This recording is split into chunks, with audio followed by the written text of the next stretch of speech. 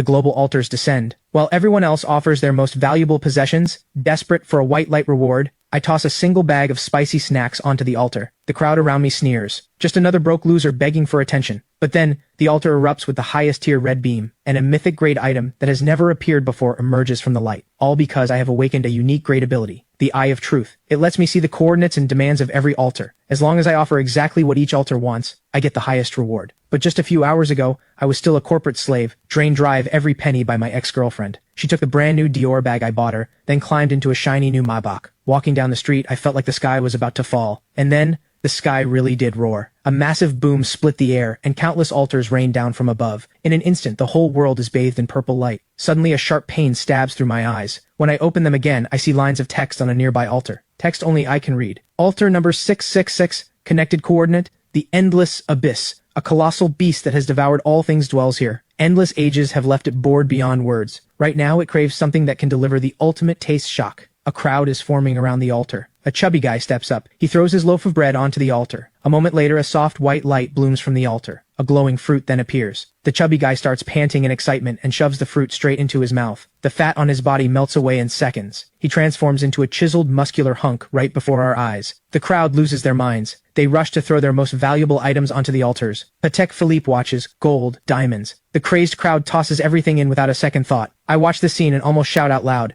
because only I know that the creature behind this altar only wants the ultimate taste shock. And it just so happens, I have exactly that. A friend once brought me a bag of Reaper spicy strips from overseas. I licked it once, and my backside burned for 3 days and 3 nights. If a single loaf of bread earns an enhancement fruit, what would I get by giving it exactly what it craves? With that thought, I sprint home. I tear through every drawer until I find that bag of Reaper spicy strips. Once I calm down, I do not rush back out. I open my computer to check the news. Sure enough, the entire global internet has exploded. Every website is flooded with one word, altars. A tycoon offered a truckload of gold. He was granted extraordinary power, because after he hauled in crates of gold bars by truck and dumped everything onto the altar, he got a blue light reward. The altar returned a seed glowing with blue radiance. After swallowing it, the tycoon gained the terrifying ability to summon vines. One more piece of news catches my attention. Sakura Nation. Offering failed. A flesh-eating demon was summoned. It turns out a master offered his ancestral sword. What appeared instead was a demon wreathed in black mist. Casualties in Sakura Nation are catastrophic. The military is now involved. I read the news and suck in a sharp breath. So a failed offering can summon disaster. That means giving each altar exactly what it wants is everything. At that moment, my phone buzzes violently. Dragon Nation official alert. Initial research has revealed major risks and limits with the mysterious altars. Each person may offer to the same altar only once, and may make at most 3 offerings per day. The descent of the altars also triggered an unknown energy pulse, which has destroyed every surveillance device on the planet. My heart clenches. This is a gift from heaven. I check the time on my phone.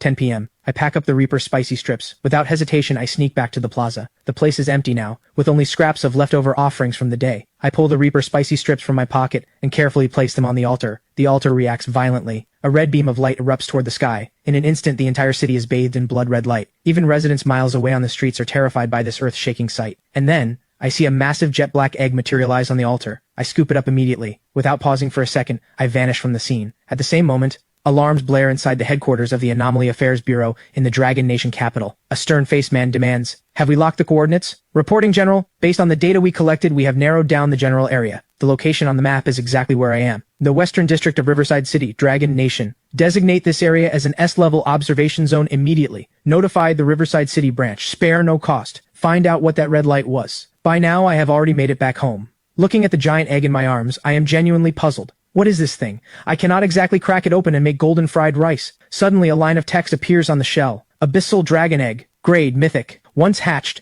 the owner gains an abyssal dragon as a companion. Its power rivals that of gods. Reading this, I am thrilled. Anyone who plays games knows Mythic is the highest grade of all. The Reaper spicy strips really did not let me down. Then I realized something strange. Why can my eyes also analyze the rewards from the altar? I rush to the bathroom and stare hard at myself in the mirror. A line of text appears. Eye of Truth. Grade. Unique. Can see through the cause and effect of all things. Gaze upon an altar to reveal its connected coordinate and required offering. Gaze upon any altar-related item to reveal its grade, name, and effect. So that is how it works. I never imagined these eyes could do so much. Suddenly I remember the forum posts I saw earlier. Countless people made offerings and got back a piece of dead wood that meant nothing to them. Or a plain, ordinary rock. They had no idea what these things did, so they wasted them. But I am different. One glance is all it takes. All hidden information becomes mine to see. Hunting for hidden treasures is no longer just a fantasy. I tuck the dragon egg into my bed and glance at the clock on the wall. 10:30 p.m. Until midnight, I have 1.5 hours left. I still have 2 offerings remaining today. With that in mind, I start packing things that might come in handy. Tiger balm, a lighter, a philosophy book. Things others might call junk, I take all of it. Last, I shove a fruit knife into the bag for self-defense. Then my eyes land on the picture frame on my desk. Vivian smiles brightly in that photo. Keeping it serves no purpose. None at all. I shoved the photo into my pocket, planning to throw it away. Outside, I head straight for the abandoned industrial district in the western part of the city. The place has been deserted for years. The terrain is complex. Perfect ground for my plan. Then my phone rings out of nowhere. The caller is none other than my ex-girlfriend Vivian. I hang up immediately.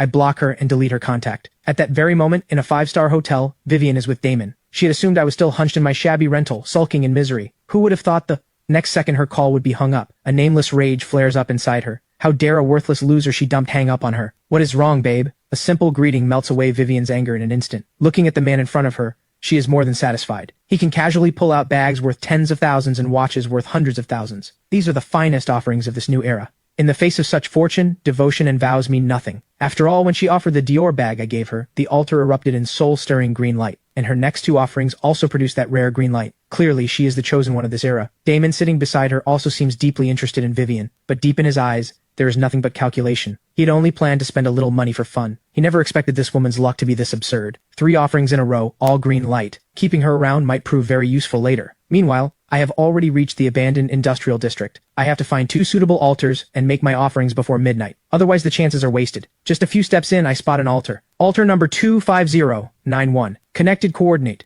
The junkyard realm. A mechanical imp that takes joy in collecting trash. It has a nearly obsessive fixation on bottle caps. I shake my head slightly. A trash-collecting mechanical imp. How great a reward could it possibly give? I keep walking, and another altar appears ahead. Altar number 18472. Connected coordinate. The dried pond. A carp spirit on the verge of dying of thirst only wishes for one more sip of sweet fresh water. Not satisfied with this one either. I keep moving until I reach a small alley filled with trash. After making sure no one is around, I lock my eyes onto another altar. Altar number 4444. Connected coordinate. The theater of sorrows. A tragic heroine doomed to repeat her role on stage forever has grown deeply weary of her predetermined script. She now craves an item born from real betrayal, soaked in pure hatred and burning resentment. My breath catches. The altar number is 4 4s, and the demand is impossibly specific. But wait, I just got dumped. I pull out the photo of Vivian. I drag the fruit knife across her face. Afraid I cannot channel enough hatred and resentment, I close my eyes and start remembering. You came down with a fever? I already promised my best friend we would go shopping. Just drink more water yourself. Where is my gaming account? I sold it. Men who play games are wasting their lives. I am keeping that few thousand to buy us nice food. You should grow up. I am not going to suffer alongside you. We were never meant to live in the same world. Please stop bothering me. Remembering all this, I suddenly smile. I pull the lighter from my pocket and flick it on. After scorching part of the photo, I place the offering onto the altar. A purple beam shoots up. The reaction is less explosive than the red light, but the news has not mentioned this color before. I feel a quiet thrill. 5 tattered ticket stubs appear. I grab them in my fist. The Eye of Truth activates. Text appears. Set item, ticket to Act 4. Grade, epic. One-time use. When used, it forces the target to relive their deepest fears or most painful memories. Their mind collapses for 3 seconds, leaving them unable to act. Epic grade. Not as powerful as a dragon egg, but a 3-second hard control item is enough to decide life and death in a fight. And this seems to be part of a set. What happens if I collect all the earlier acts? No time to think about it. Only 30 minutes left until midnight. I search through the entire industrial district. I find another altar. Altar number 7591. Connected coordinate. The lost crossroads. A lost explorer longs for the right direction. I shake my head, turn and walk away. There is no advice I can offer for that demand. After walking a bit further, another altar catches my eye. Altar number 1988. Connected coordinate. The silent library. An elderly head librarian longs to hear one heartfelt word of praise from another. I almost choose this one. But then I remember the bitter days I have lived through. I have to maximize my gain. After wandering around in a wide circle, I finally discover a massive factory workshop. Inside is an altar. Altar number 101010. At first, the number does not impress me. Then I realize something. This number is binary code. A line of text appears. Connected coordinate. The logic singularity. A super AI on the verge of awakening self-awareness. It has mastered every form of complex reasoning, but still cannot understand one paradox. Why do intelligent beings ponder questions that hold no meaning for survival? It craves a sample of such useless wisdom. I decide instantly. This is the one. I pull a book out of my backpack. A philosophy book called Being and Nothingness. The match is absolutely perfect. I place the book on the altar. A piercing screech tears at my eardrums. The air fills with the burnt smell of fried electronics. I panic for a second. Did I just fry the AI's processor? Then suddenly, a pillar of golden light bursts toward the sky. The entire workshop is bathed in light. My heart pounds wildly. In just a few hours, I have collected red, purple, and gold lights. 3 colors not even reported online. Suddenly, a deadly chill rushes at me from behind. The bright light lets me catch a glimpse of a dark figure. He charges at me with inhuman speed. His blade is about to plunge into my back. But the next second, the attacker's body suddenly freezes. A scream of agony follows. His knife clatters to the floor. He clutches his head in pain. Because in the split second before I could react, I had already used the ticket to Act 4. 3 seconds of being trapped in his most painful memories. I yank the fruit knife from my waist. One swift strike, and he is finished. Then I lean against the wall, shaking uncontrollably. It is my first time killing someone. Looking at the corpse, I turn my head and throw up everything in my stomach. A moment later, I force myself to stand. So high-tier light pillars mean opportunity, but they are also a death warrant. They attract predators lurking in the dark. Then I notice something on the corpse. 2 dim white orbs of light hover above the body. The Eye of Truth activates. Light step leggings. Grade. Common. Slightly increases movement speed and jumping power. Status. Unbound. I look at the second item. Crude Stamina Charm. Grade. Common. Slightly increases physical endurance. Status. Unbound. Those words send a shock through my mind. A brutal rule surfaces in my head. Kill and claim. Take down a target, and the items they earn through offerings become yours. This guy had 2 practical items on him. He has probably done this to others before. So why is the entire internet full of light pillars and rewards, but not a single post mentions this risk? The more I think about it, the colder my blood runs. It is not that nobody knows. The ones who know have all chosen silence. Some of them are like the corpse on the ground. Others want to be the hunter. And some simply do not dare to speak. The government, for example. Announcing this would be admitting that the existing social order has already collapsed. The Dark Forest law is taking over. The entire world would spiral into chaos. With that thought, I cannot afford to waste time. I gather up the 2 white orbs and look toward the center of the altar. A fist-sized metallic cube sits there. The Eye of Truth activates. Dimensional Vault.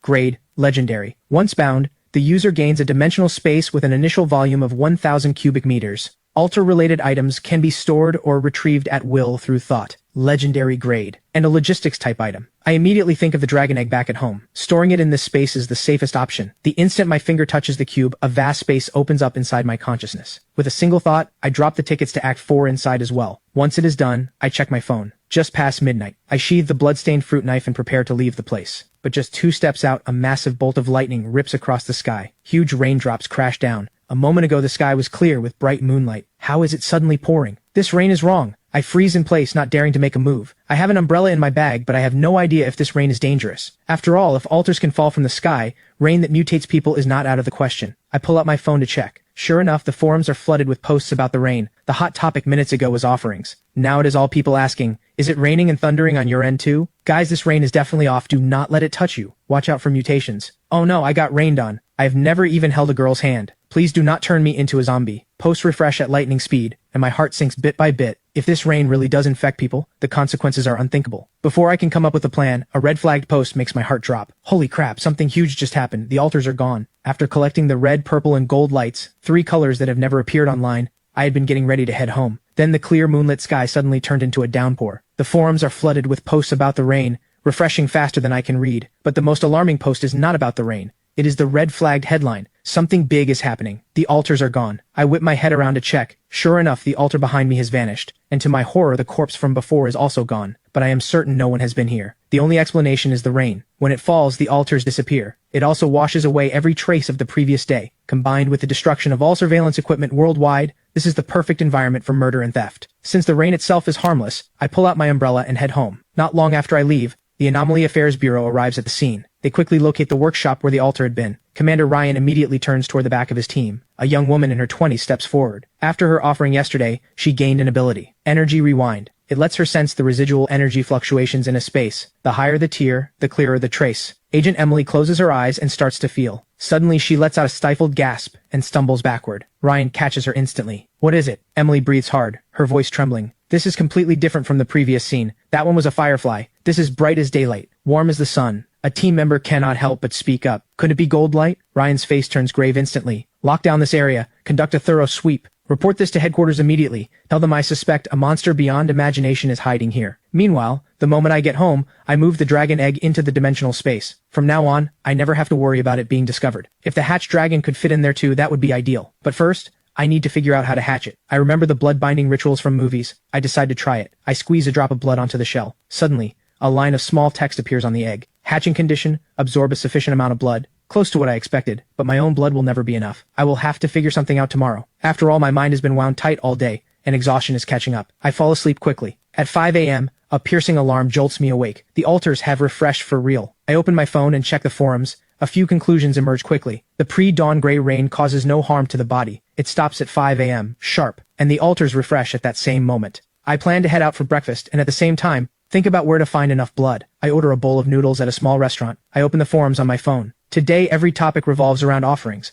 Plenty of people have turned into compulsive gamblers over the altars. While I am eating, I overhear a conversation at the next table. One of the men leans in and says in a hushed tone, "Look at all those people out there, obsessed with offering to altars, tossing antique jade pieces in there like degenerate gamblers. They have forgotten one important thing." The other man asks, "What could be more important than the altars?" People still need to eat. They have to eat. So food, oil, and rice are always essential. I am planning to snatch up a small food processing factory at rock-bottom prices. When those lunatics burn through all their money and come crying for food, I will be the food king of Riverside City. At those words, a bolt of lightning explodes in my mind. Food processing involves meat. And where does that meat come from? Slaughterhouses, without a doubt. If I can buy out a slaughterhouse at a bargain price, the blood problem solves itself. I rush back home, open my computer, and start digging through listings. Because of the altars, many factories are now up for sale. I quickly lock onto one listing. Small slaughterhouse on the western outskirts of Riverside City. Urgent sale due to personal reasons. Price negotiable. Without hesitation, I dial the number. We agree on a meeting time. After hanging up, I check my account balance. To some people, this amount would not even cover a single decent offering. But for me, it just might buy a private dragon's nest. 2 p.m. I arrive at the western outskirts of Riverside City. A middle-aged man comes out to greet me.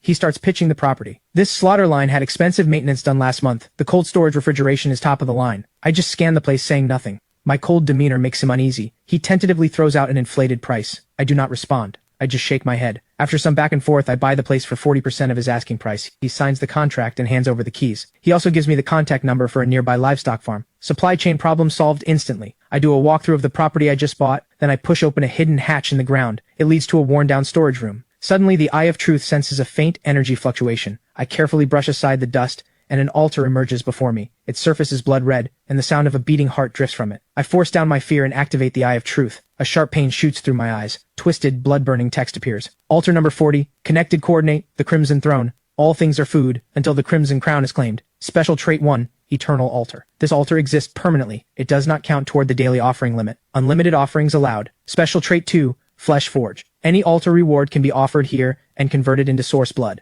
Absorbing it permanently boosts the user's overall vitality. My mind reels. This is the lowest numbered altar I have ever seen, and it is permanent. What is even more insane, the offerings are unlimited, and the location is essentially my private domain. With this altar as a hub, every useless reward I get later can be turned into source blood to strengthen my body. The urge to test it is overwhelming. Conveniently, I have an altar reward right in my pocket. I toss in the crude stamina charm I picked up last night. An ancient-looking glass bottle materializes in the center of the altar, half filled with a dark liquid. The Eye of Truth activates. Source blood, once absorbed, slightly increases overall vitality. Permanent enhancement. Exactly what I expected. Without hesitation, I drink it down. I expect a foul, bloody taste. Instead, it is crisp and sweet. Just as I am wondering why I feel nothing, a wave of heat erupts inside me. Every cell in my body greedily drinks in the energy. Steam starts rising off my skin. This sensation is nothing like the items I have used before. This power surges directly from my flesh and blood. I walk over to half a beef carcass hanging on a hook. One simple punch, and over 100 pounds of beef goes flying into the corner. This is more terrifying than I imagined. I have only absorbed one bottle of common source blood. Becoming a god in the flesh might not be a dream.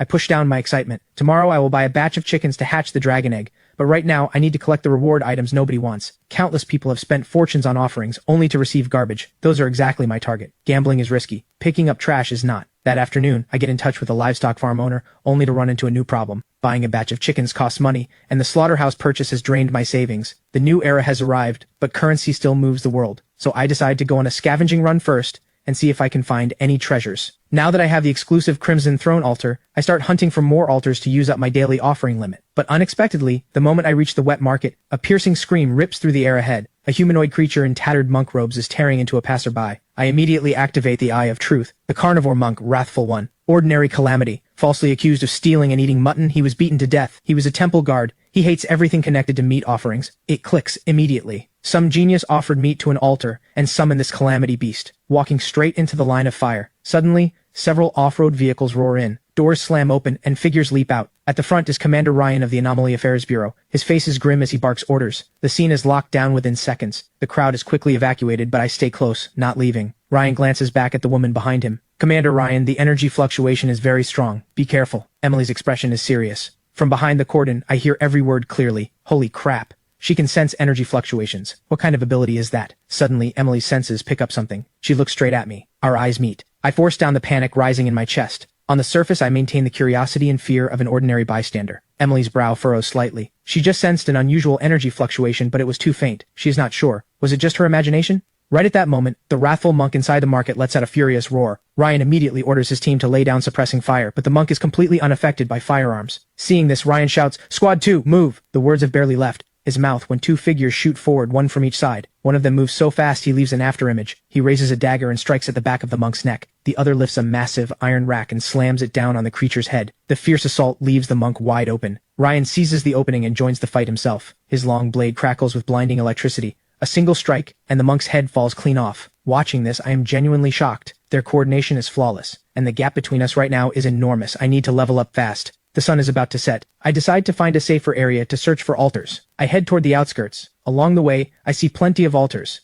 but their overall quality is even worse than the first day. As I walk past an unfinished building, the Eye of Truth picks up a faint energy fluctuation. I climb the stairs to the second floor. A strangely shaped altar appears before me. Altar number 1955. Connected coordinate: the city of eternal clocks. A clockmaker god who pursues absolute precision. Because the eternal clock he created is too perfect, he has fallen into endless boredom. He longs for change. Reading this, I cannot help but mutter, is this guy just bored out of his mind? The altar number is low, which suggests good rewards, but time cannot be seen or touched. I cannot think of any offering that fits, so I leave for now and search elsewhere. As I head deeper into the outskirts, I find another altar. This one is woven from spider silk. Altar number 37112. Connected coordinate: the pig demon's lair. A pig demon mother who has lost her singing voice. Her child cries every night from nightmares. She wants to sing the pig demon's lullaby once more to soothe him. Reading this, my head starts spinning. I cannot even hum a single human lullaby all the way through. A pig demon's lullaby is way out of my league. I turn and leave, frustrated. 2 failures in a row are starting to make me anxious. Just as I am about to give up on this area, a faint glow from a bus stop catches my eye. I quickly walk toward it. An altar built entirely from matchsticks comes into view. Just standing near it, I am drowned in waves of sorrow. I activate the Eye of Truth. Altar number 23333. Connected coordinate: the snowy street corner. In a blizzard, a little match girl feels confusion and sorrow like never before. She cannot understand why the people walking by no longer need the matches she sells. Reading the description, I am stunned. This familiar setup, this sorrowful atmosphere. Is this not the little match girl from the fairy tale? Even fairy tales have become real dimensions. As shocking as it is, this altar might actually have something. After thinking it over, I pull out the lighter I just bought and place it on the matchstick altar. Times are changing. If you cannot catch the wave, how are you ever going to sell matches? The moment my words fade, something strange happens. A deep hum rises from the altar, then a purple beam erupts from it. Here we go again. I immediately fix my gaze on the reward. A palm-sized box hovers in the air. I am full of questions, but I still rush forward and grab it. A bad feeling creeps in. Name: Matchbox of Hope. Grade: Epic. Generates 5 matches of hope automatically every day at 5 a.m. After reading this, I fall silent. An epic grade item that just produces 5 lousy matches a day? Out of curiosity, I pull out all the matches and hold them. Match of Hope. Grade: Common. When lit, it burns warm and bright. Wind and water cannot easily extinguish it. Inflicts bonus burning damage on calamity targets. Damage to calamities. Now that is interesting. If I run into a blacklight monster, this could come in handy. But only 5 matches a day still feels weak. Just as I am about to put the matchbox into the dimensional vault, a thought strikes like lightning. The matches are common grade. If I offer them all to the Crimson Throne, would I not get 5 free bottles of source blood every day? I cannot hold back the excitement anymore. I have to test it right now. I sprint back toward the slaughterhouse. 20 minutes later, I burst into the slaughterhouse. I rush to the Crimson Throne. I take out one match and place it in the center. I hold my breath, watching closely. The next second, a familiar scene unfolds. A small dark red bottle materializes out of thin air. Source blood. It worked. My heart races with excitement. The Matchbox of Hope combined with the Crimson Throne. This combo is incredible. 0 risk, and a steady, terrifying stream of gains. After offering all the remaining matches, I now have 5 bottles of source blood. I drink them all down. My blood feels like it is boiling. My whole body burns with heat. A few minutes later, I finally adapt to the new power. I check my phone. There are only 2 hours left until midnight. 2 offering chances left, and I cannot afford to waste them. The City of Eternal Clocks altar comes back to mind. Low number, time-based theme. Its reward must be powerful. But what could possibly serve as the right offering? At that thought, I look around the room. My eyes land on an old desk calendar. My father brought it home from his office before he passed away. I have never had the heart to throw it out. The calendar is covered in markings of all kinds. The most striking one is a black circle drawn on June 7th. That is the day my parents died in a car accident. It is also the day I visit their graves every year. Flipping further, September 15th is the day Vivian and I started dating. December 24th is her birthday. There are many other markings as well. Payday, credit card due, a classmate's wedding, rent payments. Some good, some bad. Together they map out a timeline that belongs to me. Suddenly the idea about the clock altar becomes clear. The time it creates is flawless. No deviation, no surprises, no accidents, no joy, no pain. It is like a dead world. But this calendar is different. It carries the trajectory of a single human life. The time inside it is messy, complex, full of uncertainty. Time like that is alive. What the altar needs is not more advanced technology. It needs an understanding of time. With that thought, I head out, straight for the clock altar. When I stand before it again, I take out the calendar and solemnly place it in the center. Perfect time has no life. This time, full of regrets and an imperfect life, is the kind that is truly alive. Do you like this change? The moment my words fade, the calendar on the altar vanishes. Time itself seems to freeze. Everything around me falls dead silent. Suddenly, golden light explodes outward. The entire unfinished building blazes with brightness. Countless fragments of human lives flash before my eyes like a runaway slideshow. At the same time, an ancient pocket watch materializes at the center. I quickly activate the Eye of Truth. Pocket Watch of Fate. Grade, Legendary. Passive ability. Grants the wielder extreme sensitivity to incoming changes. The user gains reaction and judgment time far beyond ordinary humans. Reading this, I cannot help but frown. What good is that? But the moment I close my hand around the watch, an indescribable sensation washes through me. I realize how foolish I was. This watch does not grant raw strength or speed. It grants control and awareness. It allows me to channel my superhuman vitality and strength with absolute precision. To be safe, I quickly place the Pocket Watch of Fate into the dimensional vault. To my surprise, the resonance with the world does not weaken at all. It still works. From now on, if I ever face another sneak attack, I can take them down without using any of my trump cards. I check the time again. 10:40 p.m., just over an hour until the altars refresh. One last offering left. But after combing through the entire area, I only find 2 useless altars. One connects to a swamp full of giant mosquitoes. The other connects to a dung beetle paradise. Suddenly, faint shouting and cursing drifts in from the distance. There are other people here? I instantly go on alert. Crouching low, I sneak forward. In an open storage yard, 2 groups of people are facing off. Right beside them stands an altar glowing with soft pink light, shaped like a delicate, slender hand. My heart pounds against my will. This altar looks anything but ordinary. I activate the Eye of Truth, and look. Altar number 9269. Connected coordinate, the Palace of Bliss. A succubus queen who has fought countless battles, numb to ordinary pleasure. She craves a physical stimulation that can shake the soul. Reading this, I suck in a sharp breath. The altar number is low, but the description is, well, a bit unconventional. Then I instinctively pat my backpack and remember one item I have inside. That is a perfect match. At that moment, the situation in the yard shifts. On one side stands a bald man wearing a thick gold chain, backed by more than a dozen thugs. The other side only has 4 people. At the front is a tall, striking woman. The bald thug sneers and steps forward. Do not make us do this the hard way. You have the nerve to steal from my brothers? Hand it over now, throw in a few extra treasures, and maybe we will let you live. But the woman across from him just spits out one cold word. Get lost. The bald man flies into rage.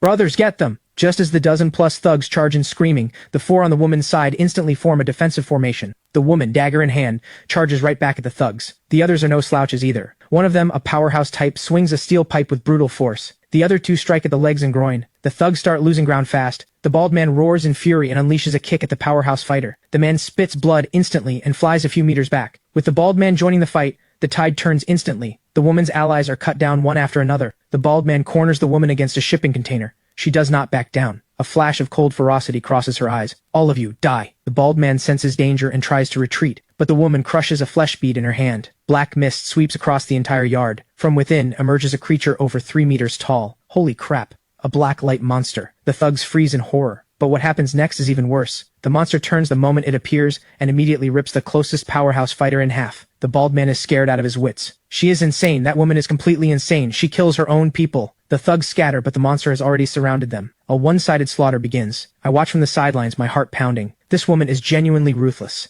To escape, she is willing to drag everyone down to hell with her. She is a walking time bomb. Within minutes, the only one left fighting is the bald thug, struggling to escape. But with one leap, the monster pins him down. A few minutes later, the yard has become a slaughterhouse. The thugs and the woman's allies are all corpses now. But the monster keeps prowling, looking for more targets. The woman who summoned it is hiding behind a pillar, not daring to even breathe. I check the time, frowning. 11:50 p.m. I cannot wait any longer, or my last offering of the day is wasted. I take a deep breath, steady myself, and channel all my vitality. I charge straight at the wild woman. Die! The woman behind the pillar senses danger immediately. But instead of running, she grips her dagger and counterattacks. She thrusts the blade at my chest from an impossibly tricky angle. The old me would never have dodged this strike. But with the source blood and the pocket watch of fate at work, her attack trajectory is laughably clear. I can even predict her follow-up after I dodge. I tilt my body slightly and slip past the strike. Before she can react, I slash open her arm. Another slash takes out her other hand. Both her arms are useless in an instant. She starts screaming for mercy. We can talk, please, mister. Have a little pity. But my eyes are ice cold. No mercy. Once a fight starts, you finish it. I drive the fruit knife straight at her throat.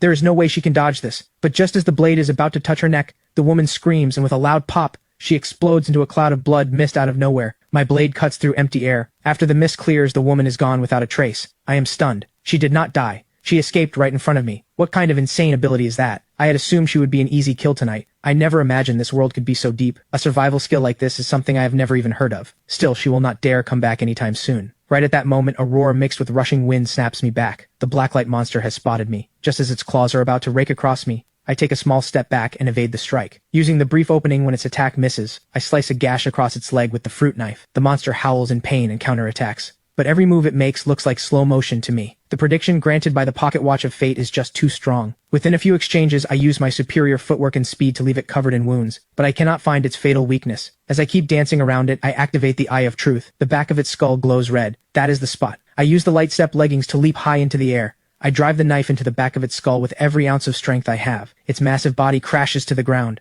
I let out a long breath. Finally done. I cannot afford to waste a second. I pull the dragon egg out of the dimensional space. Dinner time, little guy. I place it next to the monster's corpse. The egg seems to come alive. The pool of blood on the ground vanishes at a visible rate. Even the monster's corpse withers up within moments. A line of small text appears on the egg.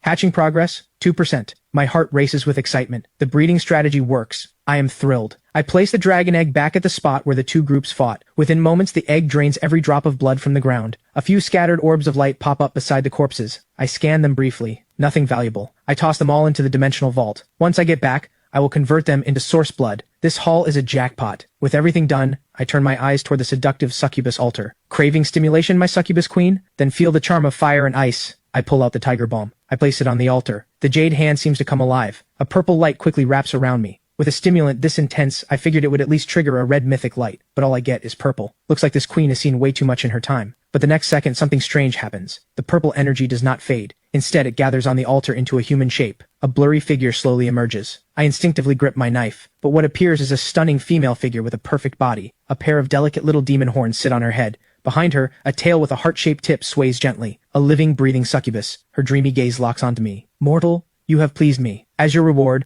I will grant you one chance to fulfill any wish. The succubus's voice leaves my throat dry. The blood in my body starts rushing somewhere it should not. Holy crap, I just unlocked a hidden tier wife. But just as the air thickens with tension, a wildly out-of-place hum cuts through. The dragon egg beside me starts shaking violently. Before I can react, an indescribable, terrifying suction force erupts from the black egg. The freshly formed succubus freezes. She senses death itself. The suction defies all logic. It drags her in instantly. The moment she touches the egg, she dissolves into pure purple energy and is devoured by it. Dead silence surrounds me. I freeze on the spot, my mind blank. What just happened? Where is my epic grade wife? The dragon egg on the ground lets out what sounds like a satisfied burp. Then it slowly floats back into my arms. I hold it with trembling hands, because the text on the egg is climbing wildly. Hatching progress just shot up to 41%. The energy of one epic grade succubus is that massive? At the same time, I notice a purple glow on the egg, with a few tiny heart-shaped marks now etched into it. An abyssal dragon paired with little hearts. The egg nuzzles restlessly against me. I know my succubus wife is not coming back. I jab the shell with a vicious poke. You better hatch into a hot girl to make up for this. Right at that moment, a clap of thunder splits the sky. The gray rain begins. I duck under a nearby awning, and every trace of the earlier battle dissolves in seconds. I start replaying the fight in my head. That woman escaping bothers me. It is like a venomous snake hiding in the shadows. I decide to slip into a nearby 3-story building, hoping to catch her. A surprise kill could put an end to this threat for good. Meanwhile, at the Anomaly Affairs Bureau headquarters in the Dragon Nation capital, a researcher in a white coat bursts in. General, good news. We have cracked the secret of the Gray Rain. General Lee looks up in disbelief. Tell me everything. Professor Carter takes a deep breath. We analyzed an unknown active substance in the rain. It is harmless to the human body, but it temporarily disables superhuman abilities. What? General Lee freezes. Every senior officer in the command center wears an expression of shock. Professor Carter barrels on, his words tumbling out. Only after the rain fully evaporates do abilities return. That means between midnight and 5 a.m. During those exact hours, any so-called powerful sacrificer who gets touched by the rain reverts to normal. Just an ordinary human. General Lee's eyes flash with realization. If that is truly the case, then we can use the rainy nights to capture sacrificers who have slipped out of our control. Professor Carter adds, the rain itself cannot be stored, but if we can extract the active substance, we can develop suppressants or high-pressure water cannons. If they pull this off, it will be the sharpest weapon in their hands. Inside the abandoned building, I scroll through the forums while waiting for that woman. Suddenly, a post flashes by. Shocking secret, do not go outside when it rains. You will turn back into a mortal. When I tap on it, the post is already gone. I immediately sense it was deliberately deleted. If this is true, that means the crazy woman cannot escape into blood mist while it rains. But then a wave of unease hits me. Does that mean I would be affected too? If I revert to a mortal, then forget about hunting anyone. Then I remember the source blood from the Crimson Throne. The description says permanently solidified. That means it is not a temporary buff, not equipment.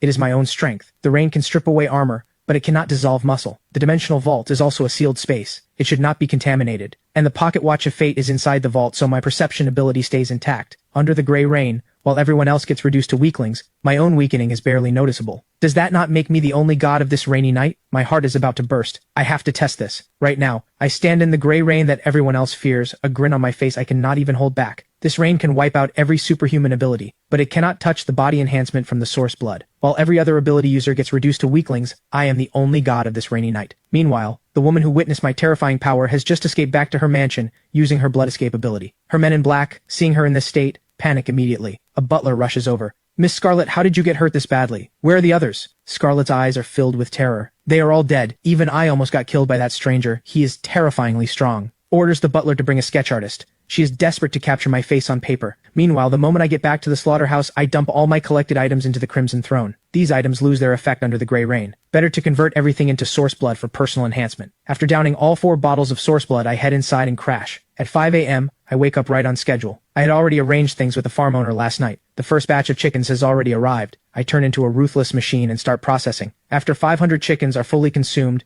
the dragon egg's hatching progress reaches 42.3%. 500 chickens for only 1.3%. Is this thing not a literal money-eating beast? I decide to change my strategy. The arrival of the altars has hit traditional industries hard. The farm owner is anxious because he cannot move his livestock. If I can quickly turn his poultry into half-finished products and let him handle the sales channels, I only need to charge a processing fee, while the dragon egg absorbs what it needs. That works perfectly. I dial the farm owner, I lay out the idea straight up, and we hit it off immediately. That afternoon, Boss Walker delivers another 500 chickens. He even wants to bring in chickens from his competitors. I know he is angling to be a middleman and pocket the difference, but until the dragon egg hatches, I want him to bring me as much poultry as possible. After Boss Walker leaves, the flesh mill starts up again. This time I do not chase efficiency like I did in the morning. Instead, I focus on controlling the angle and force of each cut. This is a unique form of training. I can feel myself and the blade in my hand becoming more and more in sync. This repetitive work sharpens my control over my power. As night falls, the dragon egg's hatching progress reaches 43.6%. I shoulder my bag and head out. Night is the best time for offerings. On the other side of the city, Vivian and her boyfriend Damon arrive at Night Bar. They meet a man who calls himself Vince. After paying a 500,000 yuan introduction fee, Vince gives them a mysterious location. Soon, Vivian and Damon drive off. Damon cannot contain his excitement on the way. Once we get into the Black Shadow, the biggest underground organization in Riverside City, no one in this town will dare touch us. Your loser X and all those nobodies will know better than to mess with us. A flash of anticipation crosses Vivian's eyes too. That loser, probably scraping by somewhere right now, and he had the nerve to block me, has not sent a single message in days. Meanwhile, I sneeze on my way to find an altar. I just went through the darkest moment of my life. The altar only gave me a blue-grade item, the Windrunner boots. This item can dramatically boost movement speed, but during a rainy night it becomes useless. When I get back, I will offer it to the Crimson Throne first, and see what grade of source blood it converts into. By around 11 p.m., I spot something glowing by a small river. As I get closer, I find an altar that is different on the left and the right sides. On the left stands a flaming phoenix glowing with red light. On the right rises a dull, lifeless heavy ruler. I quickly activate the Eye of Truth. Only then do I realize the two altars are linked together by a thin thread of energy between them. So twin altars are actually a thing? But the more I look, the more uneasy I get, because neither altar is ordinary. The Phoenix Altar. Altar number 7766. Connected coordinate, the 9 heavens immortal realm. Selena, the proud daughter of the heavens, is troubled. 3 years ago, her fiancé Blaze suffered a regression in his cultivation. The family elders are now pressuring her to call off the engagement. She stands at a crossroads, unsure which path to take. The altar on the right is just as extraordinary. Altar number 6677, connected coordinate, the 9 heavens immortal realm. Blaze, the genius young man, has had his cultivation mysteriously stall. He has fallen from grace, now scorned by everyone as a useless wreck. He longs to break free, but no one will help him. Reading this, my heart pounds wildly. Selena and Blaze. I know exactly where the story is going. As the puppet master behind the scenes, what should I do now? If I do not push Selena to break off the engagement, Blaze may never activate his cheat power in the depths of despair, and I will get nothing. So I have to follow the story and stir the pot at the critical moment. Selena may not be heartless,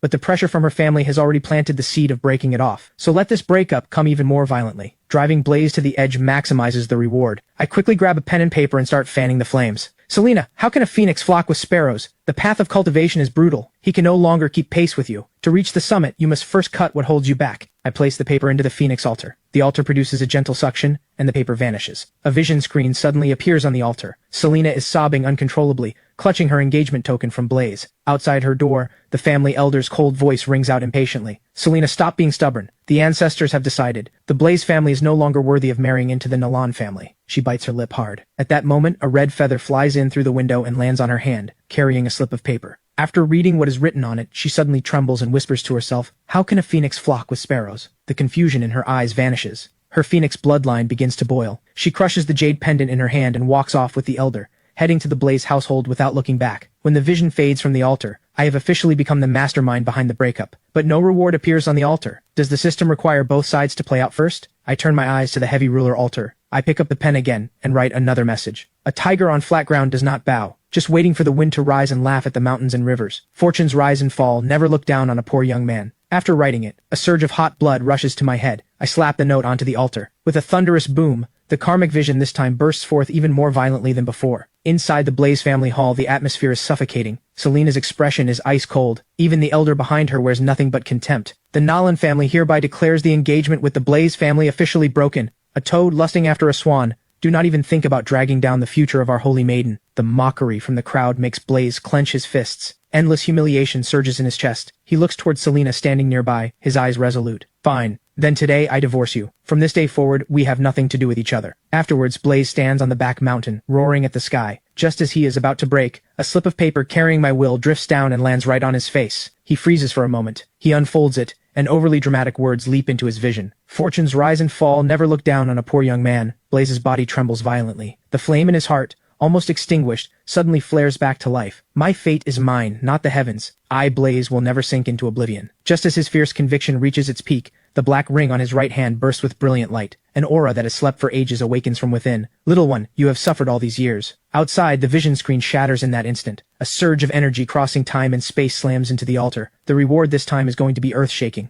What grade will it be? I stare hard at the altars. The Phoenix altar on the left erupts with a pillar of black light shooting into the sky. A terrifying aura explodes outward, soaked in rage and resentment. Holy crap. Black light. I am done for. I have to run. But at that moment, the heavy ruler altar on the right also bursts forth with a pillar of energy. Blinding red light lights up the entire sky. I stop dead in my tracks. Red light. I am not running anywhere. Looking at the rewards from both altars, my scalp tingles. One pillar of soaring black light and one of the red light that drives everyone mad. I make my decision instantly. Not running. I turn and sprint straight toward the heavy ruler altar, snatching the item that appears within the red light, a dagger wreathed in black mist. At the same time, the ground beneath my feet shakes violently. A figure rises from the black light altar. Her face bears a slight resemblance to Selena's, but her expression is wild with madness, and her voice is dripping with hatred. You made me lose him. I quickly activate the Eye of Truth. Selena's inner demon wraith. Grade, epic. A resentment calamity born from twisted karma, shares the same bloodline as Selena, personality obsessive and insane. I instantly try to bolt, but the wraith chases me down immediately. A massive force slams into my chest. Even with a body as tough as steel, I cough up a mouthful of blood. My heart sinks in pure terror. Holy crap, how am I supposed to fight this? The wraith closes in instantly. A straight punch aimed at my throat. The pocket watch of fate is screaming warnings. I leap back, dodging the strike, and counter-thrust at the wraith. Just as I think the dagger will never pierce her defense, it slides in without any resistance. My eyes light up. This dagger is no joke. The wraith yelps in pain and retreats, refusing to engage at close range. Then she hurls a ball of black flame at me. I roll and barely dodge it, then prepare to go on the offensive. If the dagger can break her defense, then killing her is not impossible. I activate the Eye of Truth. Purple light flickers on the wraith's abdomen. That is her weak spot. I lunge forward, stabbing straight at her belly. The wraith blocks immediately, and one hand swipes at me. I shift the dagger's angle in an instant, slashing open a gash on her belly. But her sharp claws tear deep into my left arm. The light on the wraith's abdomen dims. Then we trade blows head on. I drive the wound on her belly even deeper, but I get smashed and sent flying as well. As I struggle to get up, my spine feels like it is about to snap. The light on the wraith's belly grows dimmer and dimmer. She presses her palms together, gathering every ounce of resentment in her body. A massive blade forms instantly and slashes down at me. This is exactly the opening I am waiting for. I throw out a ticket to Act 4. The wraith's giant blade dissolves instantly. Her face fills with confusion and regret. I burst forward at full speed, stabbing her abdomen again and again. Finally, her body crashes to the ground. The fight is over. My whole body is covered in wounds. My left arm and ribs are all broken. Even so, I do not forget the dragon egg. I take it out and quickly direct it to absorb the black blood on the ground. The hatching progress climbs rapidly, finally stopping at 49.6%. At the same time, the Eye of Truth catches something odd. The lingering resentment in the air does not dissipate. Instead, it all gathers into the black dagger. Only then do I remember I have not checked its properties yet. With the Eye of Truth active, the dagger's information appears before me. Soul Dagger Basic. Growth progress 97 points. Grade, growth type mythic, can devour souls, resentment, and fear to nourish itself. The wielder gains massive resistance to mental corruption. A flash of joy crosses my eyes. Another mythic grade item, and it resists mental attacks too. This is exactly what I have been missing. Source blood can boost my stats to terrifying levels, but if I get mind controlled into a vegetable, even the strongest stats can be ground down to nothing. This dagger fills exactly that gap. After resting, I recover a bit of strength. I check my phone. 11:40 to 5 p.m., I drag my battered body limping toward the slaughterhouse. At the same time, 3 off-road vehicles are speeding toward this location. Commander Ryan in the passenger seat has a grim, dark expression. The past 2 days have nearly driven them mad. First the terrifying red light in the city center, then the gold light at the abandoned factory. Now another pillar of red light has erupted in the western outskirts. This time he has to find some leads, but Agent Emily beside him sounds shaky. Commander, if we do not arrive before midnight, every trace of the battle and residual energy will be washed away. When the convoy arrives, the scene is pure devastation. Clear battle marks cover the ground.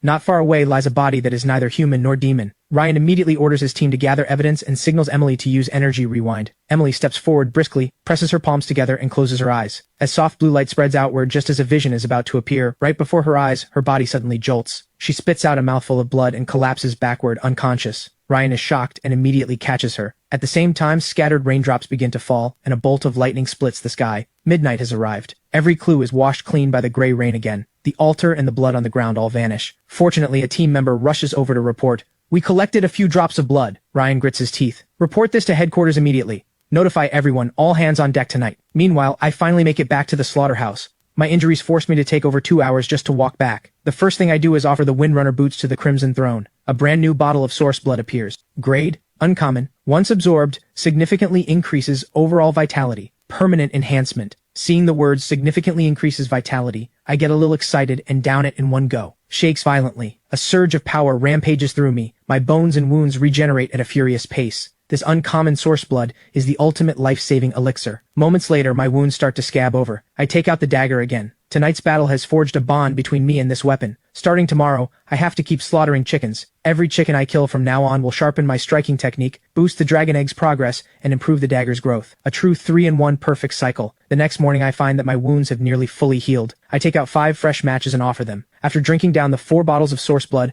I call Boss Walker and tell him to bring me everything he has in stock. 1,200 chickens arrive shortly after. I pull out the soul dagger and begin training. After a full morning of processing, the soul dagger's growth reaches 197 points. The dragon egg gains another point as well, finally reaching 54% hatching progress. At that very moment, the egg finally stirs. A small crack splits the shell, and a fluffy tail pokes out, with a familiar heart-shaped tip. Did the devoured succubus not have a tail just like that? Well, well, well. Worthy of the dragon egg I raised with my own hands. You better hatch into a cute little dragon girl for me. Meanwhile, Scarlet and her group arrive at the abandoned storage yard. The woman following beside her is none other than Vivian. Thanks to her insane luck, Vivian has successfully become a core member of the underground organization, the Black Shadow. Suddenly, Vivian asks with some confusion, "In a place this remote, is the master you mentioned really here?" Scarlet turns and shoots her an icy glance. "Do not think your luck gives you the right to run your mouth. That man is incredibly strong. For trash like you, one finger is all he needs. If not for the informant saying red light appeared in this area last night, I would never dare risk coming back here." Not far away, on the rooftop of an unfinished building, a figure silently observes Scarlet's group. Reporting to the Bureau, suspicious target spotted at the abandoned storage yard in the western outskirts. Inside the Anomaly Affairs Bureau in Riverside City,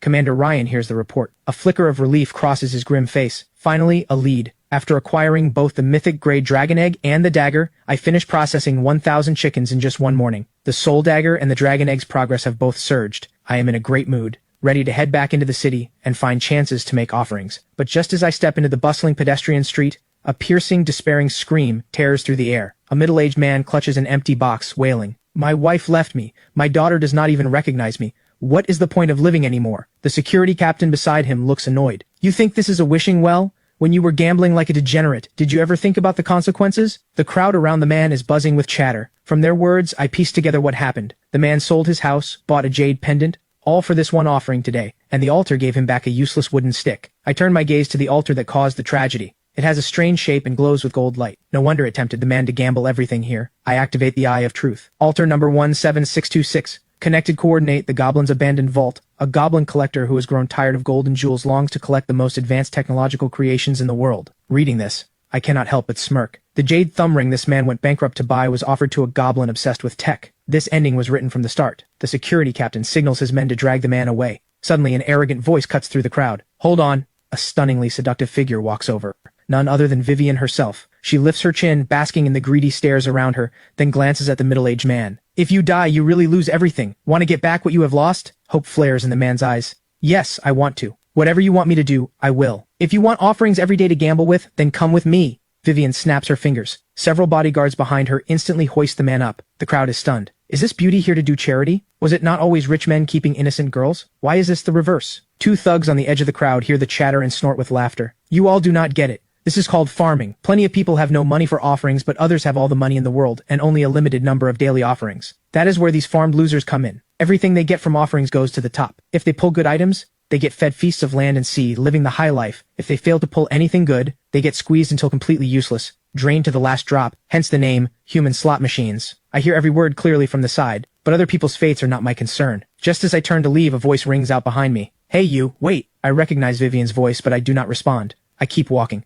Stop! Are you deaf? I told you to stop! In an instant, several bodyguards in black rush over and surround me. I am forced to stop and slowly turn around. Vivian wears an expression of twisted satisfaction. Ever since she latched onto the Black Shadow, the biggest underground organization in the city, her streak of green lights has made her a star within the group, but I am like a thorn lodged in her heart. A loser like me had the audacity to block and delete her, and now I just walked right into her. She crosses her arms and looks down at me with a mocking smile. You blocked me, then could not stop yourself from coming to find me. Regretting it now? Too late though. The crowd erupts in laughter and murmurs. Where did this gigolo come from? Sounds like her ex. A toad lusting after a swan exactly like this. But my stomach is growling. I have zero patience for Vivian right now. Seeing my indifference, Vivian finally snaps. Still putting on an act? Suddenly she kicks off her right high heel and pulls off her black stocking right there in public. You wanted me to take pity on you, did you not? Get on your knees and kiss my toes and I will toss you 20,000 yuan as dog food money. She pulls a thick stack of bills out of her bag. The crowd erupts in jeers. This guy hit the jackpot. Lick it, lick it. Why does the goddess reward him? Can I take his place? The voices of troublemakers blend together and pull me out of my hunger-induced daze. What is this woman blabbering about? Is she not just delaying my trip to the open-air food stall? Seeing me unmoved, Vivian finally snaps. Get on your knees, now. But the moment she finishes speaking, a sharp smack rings out, loud enough to silence the noise around us. Vivian's pretty face whips backward. A red handprint blooms across her pale skin. Then I backhand her with such force that she crashes to the ground. Vivian clutches her face in disbelief. The bodyguards rush at me instantly, but after a few dull thuds, they go flying with screams of pain. I walk over to the trembling Vivian and shoot her a contemptuous look. You wish. Then I stride off without another glance. The crowd watches me leave in stunned silence. At that moment, a man in the crowd quickly pulls out his phone to report. Target Peacock has just had a violent confrontation on the pedestrian street. Ever since Scarlett and Vivian appeared at the abandoned storage yard, they had been on the Anomaly Affairs Bureau's radar. Peacock is Vivian's codename, and the undercover scouts monitor every move she makes. The man continues his report. The other party seems to be her ex-boyfriend, and he has serious combat skills. Took down those bodyguards like it was a game. Inside the Anomaly Affairs Bureau, Ryan hears the report and just says, got it. Minor scuffle. Log it. Keep observing. But Emily, who is studying files nearby, suddenly speaks up. Wait. She stares at the photo sent in by the informant. My figure in the picture is blurry, but something about it feels familiar to her. Ryan stops what he is doing instantly and looks over. Are you sure you have seen him before? But no matter how hard Emily tries to remember, nothing comes to mind. Maybe she has just been under too much pressure lately. Ryan's eyes flicker as he stares at the screen. Send 2 people to look into Vivian's ex-boyfriend. Run a check on him. Sending bodyguards flying like that means he has gotten some real solid power from the altars. Meanwhile, I head toward the familiar open-air food stall. The place is just as it always was, packed with people and full of life. I find an empty seat and order a few of my favorite dishes. Just then, a middle-aged man in his 40s walks toward me. He clutches a red bag, weaving between drinking tables. Soon he stops at the table next to mine, where a group of men are playing drinking games. Excuse me, gentlemen. I have an item here. Could you take a look? It is a blue-grade item I just pulled today. Blue grade? The men freeze. The man pulls out a blue and white porcelain teacup from his bag. They take it curiously and inspect it one by one, even using a flashlight to examine it carefully, but they cannot figure out what the teacup actually does. The bearded man waves his hand impatiently. Just tell us what it does. How much do you want for it? The middle-aged man bites his lip and holds up 3 fingers. The function is not clear yet. The bearded man spits out his drink. 30,000? Have you lost your mind? 30,000 for a useless teacup with no known purpose? The middle-aged man tries to explain, but he is shouted down. I take in everything from my seat. Then the Eye of Truth activates instantly, landing on the unassuming teacup. Cup of Stillness. Grade. Uncommon. Can hold the gray rain. Reading the description, I suck in a sharp breath. This is a divine artifact. The gray rain can wipe out every superhuman ability, but normally it cannot be stored. With this cup, all I have to do is splash the stored gray rain, and I can instantly cripple a top-tier ability user. I have to buy this. Right now. With that thought, I quickly call the middle-aged man over. He hurries over. Boss, want to take a look at my item? This really is a blue-grade item. The bearded man at the next table quickly warns me, young man, do not be a fool. This guy is obviously a con artist. A real blue-grade item costs way more than a few tens of thousands. I just smile, nod, and gesture for the man to sit down. Waiter, add 2 more chicken legs and a large beef chow mein. This guy is hungry. Extra meat, please. The middle-aged man cannot believe it. Not only does the boss not chase him away, he is even buying him food. This young man looks harmless enough, but is he secretly planning to harvest my kidneys? When the hot food arrives, the middle-aged man digs in greedily. After he finishes, I say, I will take the porcelain teacup. His name is David, a former senior investment analyst. His daughter fell seriously ill, draining every penny of his savings. With no other options, he was forced to sell the porcelain teacup. After we settle the deal, I take David with me to withdraw the cash. On the way, David clutches the porcelain cup, looking uneasy. Young man, do you really trust me? Hearing that, my footsteps slow. Uncle David, what I trust is not the cup. It is the spirit of a father willing to give everything for his daughter. The most precious thing in this world is not treasure. It is the light that still burns in your eyes. All this time, he has endured nothing but cold stares and mockery. My words are like warm sunlight to him. Young man, I will never forget your kindness. I swear, if I ever get the chance, I will repay you. I quickly withdraw the cash. When the heavy stack of 30,000 yuan lands in his hands, David finally breaks down. His hands shake. He tries to drop to his knees, but I catch him and pull him up. After exchanging contact info, he disappears into the crowd. Watching him go, I think of my Crimson Throne. It needs massive amounts of junk items to feed it, so it can keep producing source blood to strengthen me. I need someone to specifically buy up the junk items that everyone else looks down on. And the buyer cannot betray me, at least not in the short term. David will be useful from now on. I pull out my phone to check the time. 7:40 p.m., just over 4 hours until the gray rain. Time to start offering. But suddenly, a commotion erupts in the plaza ahead. What is happening to the moon? The bright, clear moon is being swallowed by a layer of crimson. In just a few seconds, the moon turns completely blood red. My heart jolts. Anyone who plays games knows what a blood moon means. Bad omens, curses, and catastrophe. What on earth is going on? Anxiety and dread spread through the crowd. Every face is bathed in an eerie crimson hue. I quickly pull out my phone and open the forum. It is flooded with speculation about the blood moon. We are doomed. I have a feeling something huge is going to happen tonight. Bold prediction. During the blood moon, the chance of pulling good items doubles. Gambler's charge. So what does the blood moon actually do? I look at an altar nearby. It looks like a rusted-out vending machine now growing eerie under the blood moon's influence. I activate the Eye of Truth. Altar number 20247. Connected coordinate the mechanical wasteland, a vending machine spirit wandering through the wasteland. It collects all kinds of currency. Blood moon effect. 10 offerings remaining. A gambler steps up and tosses his last coin into the altar. The coin vanishes instantly, and the remaining offering count drops by 1. But here is the strange part. The reward item gives off no light at all, and is wrapped in a layer of blood mist. No matter how close anyone stands, nobody can see what is inside. My pulse races. Under the blood moon, altars now have limited offering counts, and the offering process no longer reveals reward light. Only the offerer knows what they got. This is heaven sent for me. Even if I pull 3 red lights in the middle of the pedestrian street, everyone will just assume I got nothing good. I need to find altars fast. I quickly complete 2 offerings, but the results are disappointing. One only gives me a blue-grade longsword. It cuts steel like mud and is virtually indestructible, but I am the man who already owns a mythic-grade soul dagger. This longsword is just a snack for the Crimson Throne. The other altar gives me a purple-grade pauldron, the Beast Wrath Pauldrons. Once equipped, it grants an active skill that briefly unleashes berserker power, followed by a long period of weakness. Looks like converting it into source blood is its only fate. I wonder what epic-grade source blood tastes like. Finally, at a street corner, I spot another altar. The Eye of Truth activates. Altar number 1050. Connected coordinate the lost sea of stars. An ancient stargazer lost at the edge of the cosmos. The light he spent his entire life chasing has gone out. He longs to see the light of hope just one more time. Remaining offerings 7. Reading the request. My first thought is the match of hope. But today's matches have all been offered to the Crimson Throne, and ordinary matches and lighters lack the meaning of hope. I dig through all my pockets and only find the receipt printed at the ATM earlier. For David, this slip of paper is his daughter's chance to live, a chance at hope. It is also proof of a young man extending a hand to a stranger. Is this not the eternal light of human kindness itself? With a willingness to try, I place the slip of paper at the center of the altar. A deeply comforted sigh echoes in my ears. Then, an unremarkable 5-pointed star appears on the altar. The Eye of Truth activates. Star of Hope. Grade. Legendary. One-time consumable. Activates automatically the moment the holder dies. Restores the holder's flesh and soul, reviving them at full state. My eyes go wide. Holy crap. A revive token. This is a true last resort lifesaver. This is so far beyond what logic can measure. I store the Star of Hope in the dimensional space and pick up the pace heading back. On the way home, I scroll through the forum and notice something off. A popular altar near us just shattered after repeated offerings. The post includes a blurry photo. What was once a fully intact altar is now nothing but broken stones on the ground. The comment section explodes. Holy crap, altars can break?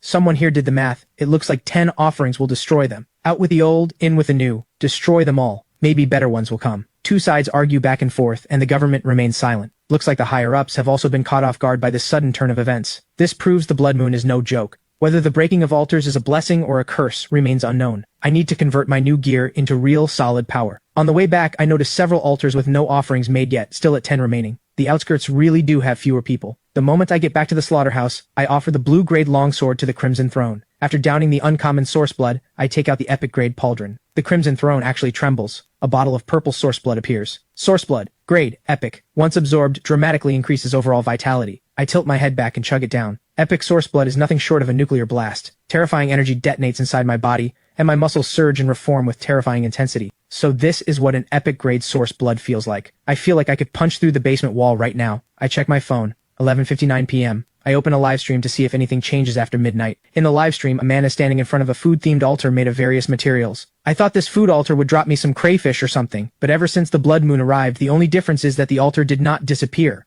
He pulls out his offering, ready to make the sacrifice. But the altar suddenly starts shaking violently. A massive, tentacled creature crawls out of it. A gaping, bloody maw fills the entire screen. Then the live stream cuts to black. Horrifying chewing sounds pour out from the audio. The live chat explodes. What just happened? A giant tentacle monster came out of the altar. Poor streamer never got his crayfish, he got eaten instead. Something is wrong, why is there a monster outside my building too? And there are more than one. Where are the authorities? Send help. Moments later, a blood-red alert flashes across every screen. Dragon Nation official emergency notice. During the blood moon, altars are mutating. All citizens do not go outside. Stay cautious. Powerful sacrificers may participate in the disaster response, provided your personal safety is ensured. After reading this, I finally understand. The blood moon is a key. Every altar that fails to receive 10 offerings before the next day gets its door unlocked by this key. But what comes out is not hope or gods. It is the calamity tied to the altar's coordinate. After feeling out the star of hope and the pocket watch of fate, my confidence skyrockets. And the dragon egg is close to hatching. These calamities are its food. I decide to go out and start hunting immediately.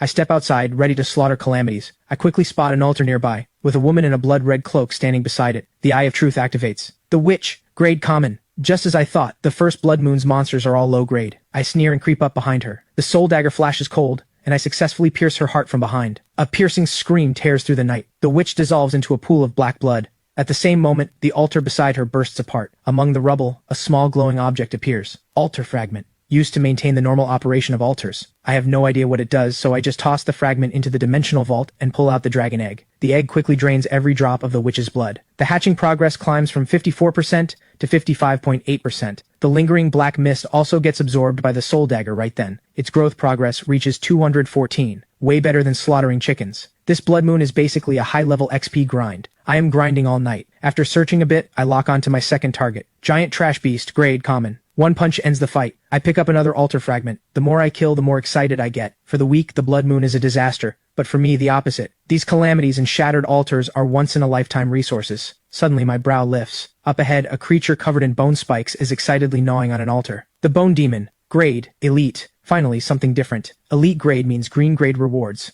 I decide to one-shot it. I launch a flying kick at the Bone Demon. But it suddenly turns, and red light flares across its body. My kick only pushes it back 2 or 3 meters. No real damage at all. So elite calamities have more than just better stats. They have mechanics. I charge in again. Meanwhile, inside an abandoned factory, a brother and sister huddle behind a shipping container, trembling. They are trapped here by a mutated monster. The creature is staggering toward them. The brother grips an iron rod tightly, but the next instant, the monster teleports right in front of them. Without a moment's hesitation, the boy shoves his sister aside and lunges at the monster. The creature raises a massive bone blade. His sister watches in horror as her brother's body is sliced in two. Elsewhere, on a snowy mountain, countless soldiers are fighting back against a monster. Their bullets only spark off its hide. The platoon leader roars, "Even if we cannot beat it, we have to fight. If this thing reaches the foot of the mountain, the villages below are all finished." On a Gobi wasteland somewhere else, a 5-person squad is covered in wounds, but their faces glow with excitement. They just defeated an elite calamity. The squad captain picks up 3 altar fragments. Headquarters wants to study what these things do. They even ordered us to buy them at a high price.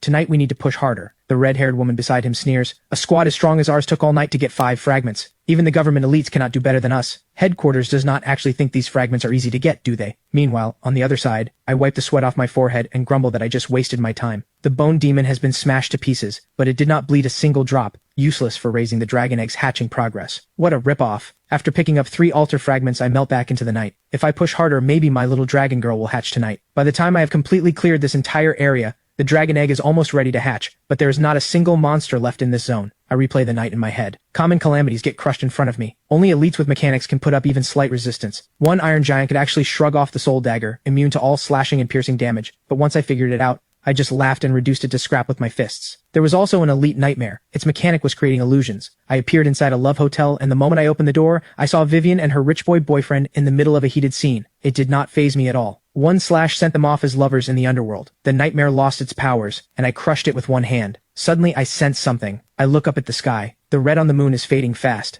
I check my phone. 4 a.m., so the blood moon ends at 4. I check the progress on the dragon egg and the soul dagger. The dragon egg's hatching progress is at 82.8%, and the soul dagger's growth has reached 647. So far, the soul dagger has not shown any of the swagger of a mythic grade item. Once its growth maxes out, it should evolve. I count the 31 fragments in my space and nod with satisfaction. Time to go home and sleep. When I am back at the slaughterhouse as usual, I trade matches for source blood and crash on my bed. But I have a deeply strange dream. I am a massive ant racing down a tunnel with a huge flesh grinder right behind me. If I stop, I get pulled in. Up ahead lies a pile of crushed corpses left by the grinder. A chill runs through my entire body. Suddenly a cold, eerie voice speaks. Only by eating them can you survive. I jolt awake. That nightmare was absolutely ridiculous, but the hunger in that dream felt completely real. I cannot figure it out. After calming down for a while, I pick up my phone. Out of habit, I open the forum. My face changes instantly. The screen is flooded with blood-red posts, even hotter than last night's blood moon event. One night of blood moon, countless dead and wounded. Please help, my neighbor died, my wife is crying her heart out. How do I comfort her? I get PTSD just looking at an altar now. Once bitten, twice shy. Wails, curses, and dark jokes flood every section. But what truly stuns me is the bright red pinned announcement. Dragon Nation official notice. Number 1. To respond to the changing situation, the official forum is now live. All citizens are required to register. Number 2. The government is now recruiting the Dragon Guard. Any citizen who is willing and capable may apply through the corresponding section of the forum. A representative will contact you. Number 3. Effective immediately, the government will purchase altar fragments without limit, at 20,000 yuan per piece. This is truly explosive news. My brow lifts. The Dragon Guard, huh? Interesting. They want to gather the scattered civilian power and bring it under their control. But the hottest topic on the forum is still the altar fragments. Everyone is speculating about what the fragments actually do because the government is paying a serious price. Most people have no way to obtain them. I think about the 31 fragments sitting in my dimensional space. They are now worth 620,000 yuan. In my old life, even 10 years of work might not have saved up this much. But until I understand what the fragments actually do, I am not selling any of them. Suddenly my phone buzzes. David is calling. Boss Ethan, thank you for your help. My daughter's medicine is sorted out. But I wanted to ask you about one more thing. Hearing his grateful tone, my mind stirs. My wife and I made offerings again today. We pulled a white-grade light bulb and a white-grade axe. We know they are useless, but we really need the money. So I wanted to ask if you still want them. Whatever you can offer is fine. His voice grows quieter and quieter, as if he knows he is asking too much. But I hear something else in his words. The government and other organizations have no interest in trash-tier items. Only my Crimson Throne can repurpose them. A bold plan starts forming in my mind. I speak up directly. I will buy them. We can meet tonight. After hanging up, I start thinking, just scavenging trash myself is too slow. But if I become a hidden boss and build a massive trash recycling network, now is the perfect timing. The only question is whether Uncle David can pass the test. I dial Boss Walker. Boss Walker, come pick up yesterday's processed chickens and bring me another 800 birds. Boss Walker happily agrees. Soon a truck full of chickens arrives. I become the chicken's worst nightmare, slicing through pile after pile of hens. By 4:30 in the afternoon, I wipe the sweat off my forehead. The dragon egg's progress has hit 85%, and the soul dagger's growth is at 720 points. The future looks bright. At 5:30, I arrive at the old residential complex and call David. He leads me up to his apartment. The building is dim and damp, but the inside is spotless. Several childish drawings are pinned to the wall, clearly his daughter's work. My heart sinks a little. The scene strikes a chord in me. Uncle David, are you the only one home right now? David's eyes dim. My wife and daughter are still at the hospital. We usually stay there with them. I only came back today to sell the items for some money. He pulls out 2 objects. I quietly activate the Eye of Truth, a glowing light bulb and a rusty iron axe, both common grade white items. Beyond feeding them to the Crimson Throne, they are completely worthless. David's face shows some hope. He carefully tries, how about 500? Or 500 for both. After saying the number, David tenses up. Terrified, I will think it is too expensive and walk away. Hearing the price, I feel a small jolt inside. 500 for a white grade item is basically a steal. This price would be snapped up instantly. I do not rush to agree. Instead, I ask, do you know a lot of people? David smiles bitterly. My old friends all avoid me now. The only people I deal with these days are other patients' families. I see an opening. I pull out an altar fragment and ask if he recognizes it. David's pupils dilate. I saw this on the forum. If you kill a monster during the blood moon, the altar drops one of these. The government is publicly buying them at 20,000 yuan. David takes a deep breath, trying to compose himself. Boss Ethan, are you asking me to sell it for you? I see the admiration in his eyes. I pat David's shoulder and lay out the deal directly. I am giving you this altar fragment. You sell it. I only want 20,000. The rest of the markup is yours. David's head snaps up. He thinks he misheard, but his expression quickly shifts from ecstasy to confusion. The money you make, you do not need to hand it to me directly. I want you to go to those patients' families and buy more items like these for me. I do not care what price you pay. I will pay you 500 yuan per item. Not 500 for 2, 500 for each one. Hearing this, David's pupils contract. His mind races. His instinct as a financial analyst lets him calculate the profit instantly. This is a literal money printer for trash. As long as he pays less than 500 per item, he profits steadily. But quickly he senses something is off. There is no such thing as a free lunch. What is this young man really after? David's voice goes hoarse. You must have your reasons for doing this. Dealing with smart people saves so much time. Uncle David, I am giving you an opportunity. My conditions are simple. First, no matter what price you sell the fragments at or buy items at, I am never to be mentioned. From start to finish I do not exist. You are building your own trading circle. Do you understand what I mean? David's heart sinks. This is the highest level of confidentiality. Boss Ethan wants to stay completely hidden. In other words, the secrets boss Ethan holds are big enough to get someone killed, and David is the front man pushed to the front, or in other words, the firewall. High rewards come with high risks. I lock eyes with David. Second, if you take in any counterfeit goods, the consequences are entirely yours. So Uncle David, choose your partners carefully. What I want is stability, a constant flow. Of course, you can also choose to walk away. I will pay 1,000 yuan for these 2 items, and our relationship ends right there. The choice is yours. The room fills with nothing but David's heavy breathing. The pressure from this young man is overwhelming. Choosing the first path is walking the tightrope. Choosing the second is temporary. Safety. But he truly does not want to go back to that hopeless cycle of begging for a few hundred yuan in medical fees. Only by dancing over the abyss can his daughter see a chance, and it is his only path to turn his life around. David grits his teeth and nods. I will do it. Boss Ethan, do not worry. I, David, may be down on my luck, but I used to manage over 100 people at my old firm. I have seen all kinds of crooks and weirdos. I know how to handle this, as long as you give me this chance. I pocket the 2 white-grade items with satisfaction, but I do not use the dimensional vault. You can never let your guard down. I hand over the altar fragment, tell him to contact me once things are in motion, and leave the apartment. The moment I step out of the complex, a strange feeling washes over me. A pair of unseen eyes is watching me from the shadows. My body has been refined again and again by source blood, sharpening all 5 senses to an extreme. Combined with the mystical sensitivity of the pocket watch of fate, this is no false alarm. I stop at a supermarket, buy a few supplies, and walk out into the wilderness carrying bags of stuff on purpose. When I reach a deserted area, I stop and speak calmly. Tired of following me yet? Several figures slowly emerge from the shadows. Over a dozen burly men with blades close in around me. A sharp screech of brakes pierces the night. A black sedan rolls into view. A foot in red high heels steps out first. It's Vivian. She is wearing heavy makeup today, but it cannot fully hide the swelling on her face. I slapped her too hard yesterday. Vivian's voice drips with venom. Bet you did not see this coming. We meet again so soon. Yesterday on the pedestrian street you were so high and mighty, were you not? I look bored. The eye of truth scans them casually.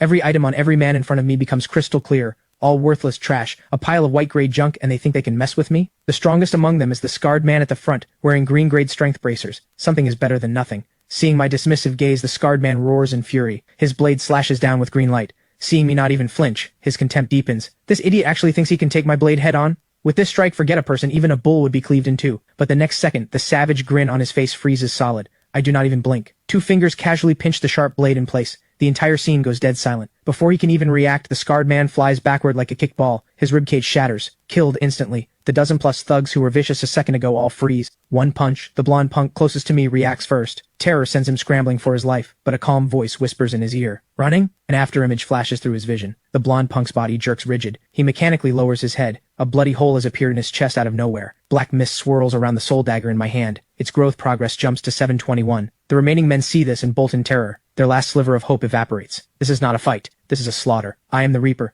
weaving through the moonlight, mowing them down like wheat. The last survivor crumples to the ground, wets himself, and begs for his life. I coldly demand the location of the organization's hideout. So Vivian climbed her way up and is now being valued by the big shot Miss Scarlet. The organization's intelligence network is so well developed that they track me down this fast. He spills everything. I finish him off with the soul dagger. No loose ends. Only one person is left alive. Vivian has been standing there frozen the whole time, watching the organization members she thought were so powerful get cut down like wheat, row after row. Her mind has completely shut down.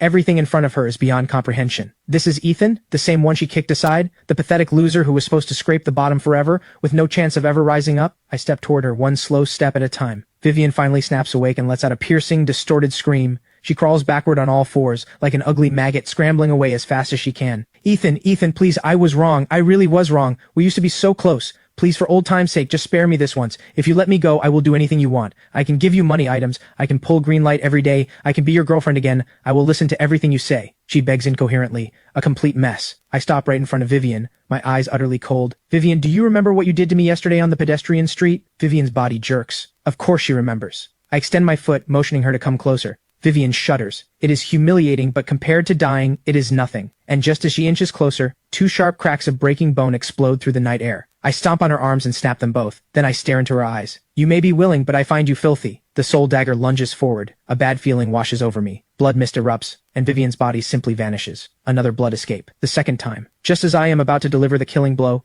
she escapes right in front of me again. Anger surges in my chest. I recall the last survivor's words, what he revealed during his desperate pleas. There is a Miss Scarlet in the organization, recently injured, who values Vivian highly. Their blood escape techniques are identical. So that is it. The tall woman from that night is Miss Scarlet, a high-ranking figure in the Black Shadow. This bizarre escape ability was most likely passed to Vivian by her. The Black Shadow, this growing underground force quietly spreading in the shadows. Before they grow into giants, I need to crush them all. First, I will use up today's 3 offerings, then pay a personal visit to this so-called hideout. I start gathering the loot. Just as my fingers are about to touch the items, a chilling sense of being watched slams into me. This is nothing like the clumsy tracker from earlier. Whoever this is, they are calm and incredibly stealthy. A top-tier expert. I curse internally as killing intent surges. I shatter the ground beneath my feet and shoot forward, leaving after images in the air. I burst toward the source of the gaze. In just a few breaths, I reach the corner, but the spot is empty. Only a few faint footprints remain. Someone was here, and they got away. Their retreat was decisive, their reflexes terrifying. Combat instincts like that almost certainly do not belong to the Black Shadow. Vivian does not have access to anyone this strong. Most likely this is a government elite. Only the authorities have the resources to cultivate someone at this level. Being on the radar of a low-tier organization like the Black Shadow does not really concern me, but being targeted by the government is a completely different matter. Being watched by a state apparatus is dangerous. No matter how confident or full of myself I get, I am not arrogant enough to think I can stand against the government. It all depends on how they classify me. A rogue who kills indiscriminately and needs to be eliminated,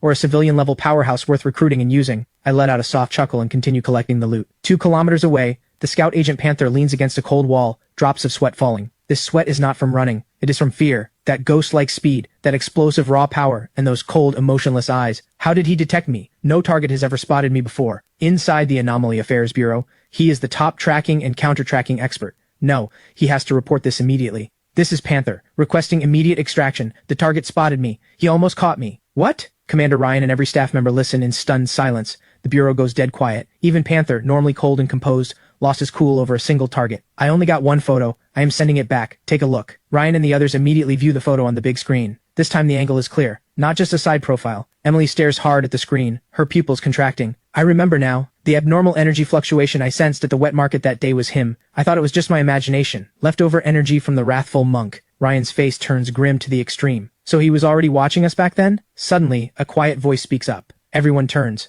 A female agent points at the screen with a strange expression. Could he be the one behind the gold light and red light incidents? The command center fills with sharp intakes of breath. Several senior analysts shake their heads, their faces full of disbelief. It is absurd. He looks far too young with no apparent background. Ryan rubs his head. He has a splitting headache. While everyone debates, a grim-faced investigator strides in. Commander Ryan, Professor Carter, we have completed his full background check. Ryan takes a deep breath and flips open the first page of the file. The first page shows my standard ID photo. The young man in the picture has clean eyes, even a hint of a sunny smile at the corner of his mouth. His personal record is similarly plain, almost too simple, with no criminal record or violent tendencies. Until Ryan flips to the very last page. Family relations. Pupils across the command center contract sharply. Father, John. Status, deceased. Mother, Linda. Status, deceased. Date of death, June 7th. Cause, car accident. The investigator submitting the report adjusts his glasses, his expression heavy. Commander, I dug through the case files from that accident. Suspiciously convenient. Several leads appear to have been forcibly buried. The surveillance broke down 1 day in advance. The driver's cause of death does not match the report. A staff member who insisted on pursuing the case ended up dead a month later. His entire family killed in a gas poisoning accident. Ryan takes a hard drag from his cigarette. Ethan's father was a veteran scout. During an undisclosed overseas conflict,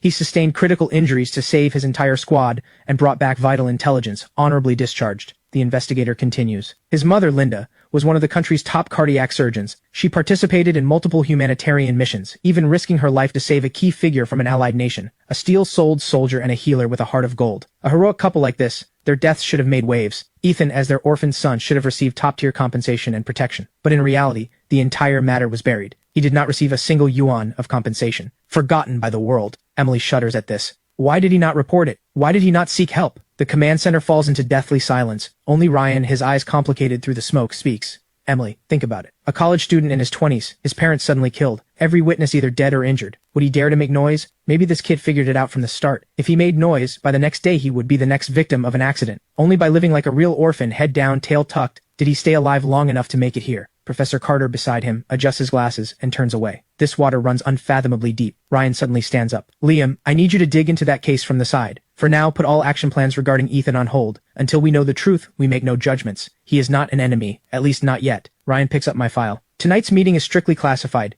We cannot let Ethan's parents bleed, and then let their child keep shedding tears. Meanwhile, I have already completed 2 offerings. Both are epic grade items, only suitable as feed for the Crimson Throne. I keep searching and finally stop in front of a foul-smelling abandoned building. A crooked sign hangs above it, Pet Market. I instinctively cover my nose, but the eye of truth picks up a faint energy fluctuation. Going by past experience, I push open the rusted iron door without hesitation. The air inside reeks of decay. Countless iron cages are piled in the corners. Suddenly, I freeze. An altar unlike anything I have seen before stands in front of me. It looks similar to the Crimson Throne. Over 2 meters across, a massive flesh cocoon radiating an ominous aura. Shadows of worms are devouring and tearing at each other inside, as if forging the ultimate king who would finally emerge from the cocoon. This thing is actually an altar? I do not dare get close. From a distance, I activate the Eye of Truth. After several long seconds, text finally appears. Altar number 1748. Connected coordinate. The ancient nest of eons. The shadow must follow the form. The heart must be unified. But invisible chains, how can they forge a mortal vessel? I seek a single empty paper to shape an unwavering heart. I stare at this cryptic riddle. My scalp tingles. So it is the legendary worm sorcery. And it is throwing word games at me too. I read it over and over but cannot figure out what it actually wants. I give up trying to think it through. I pull out my phone and start searching. After reading the results, things start to clear up. The shadow must follow the form, means the shadow must always follow the body. The heart must be unified, means thought and will must be one. In other words, following and loyalty. So the first keyword is loyalty. The second line.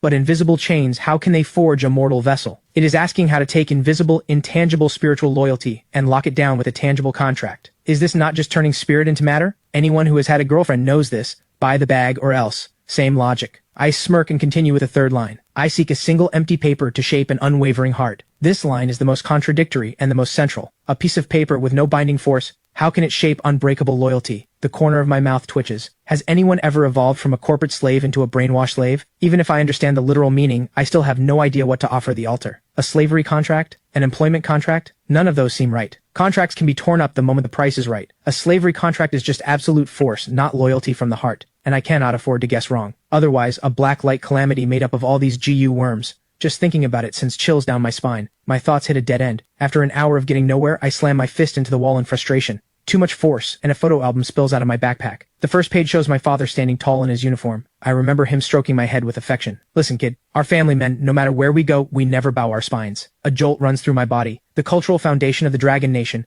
thousands of years of tradition, rests on bloodline and clan. No matter where a person stands, no matter how high they climb, they cannot abandon their surname or the blood flowing in their veins. This is their root. And the family registry, the ancestral hall holding the tablets, are these not the truest empty paper and the truest mortal vessel? A family registry is, at its core, just paper with writing on it. An ancestral tablet is just a piece of wood with carved characters. But to everyone, it is the sense of belonging carved into their bones. The confusion in my eyes vanishes. But cruel reality presses down on me. I have no family now, no family registry. My parents are dead and my relatives avoid me like the plague. I'm a complete and utter loner. This altar is a dead end for me. An impossible dead end. Moments later, a low laugh echoes through the silent pet market. The laugh grows louder. I throw my head up, fire blazing in my eyes. If I have no family, then I, Ethan, will establish my own bloodline starting today. From the moment my parents died, I knew there was a massive cover-up. I did not know who my enemy was, so I was trapped in hopeless speculation forever. But the altars descended, and I watched the monopolized rules begin to crumble. Now I am going to fight back. Now I am going to unleash slaughter. So I will lay down my own first ancestral tablet with my own hands. I scan the room and lock my eyes on a fallen shelf. I snap off the thickest pine plank. I bite open my fingertip and write a single word on the wood. Ethan. The plank trembles violently without warning. The energy of my source, blood-enhanced blood, is immense.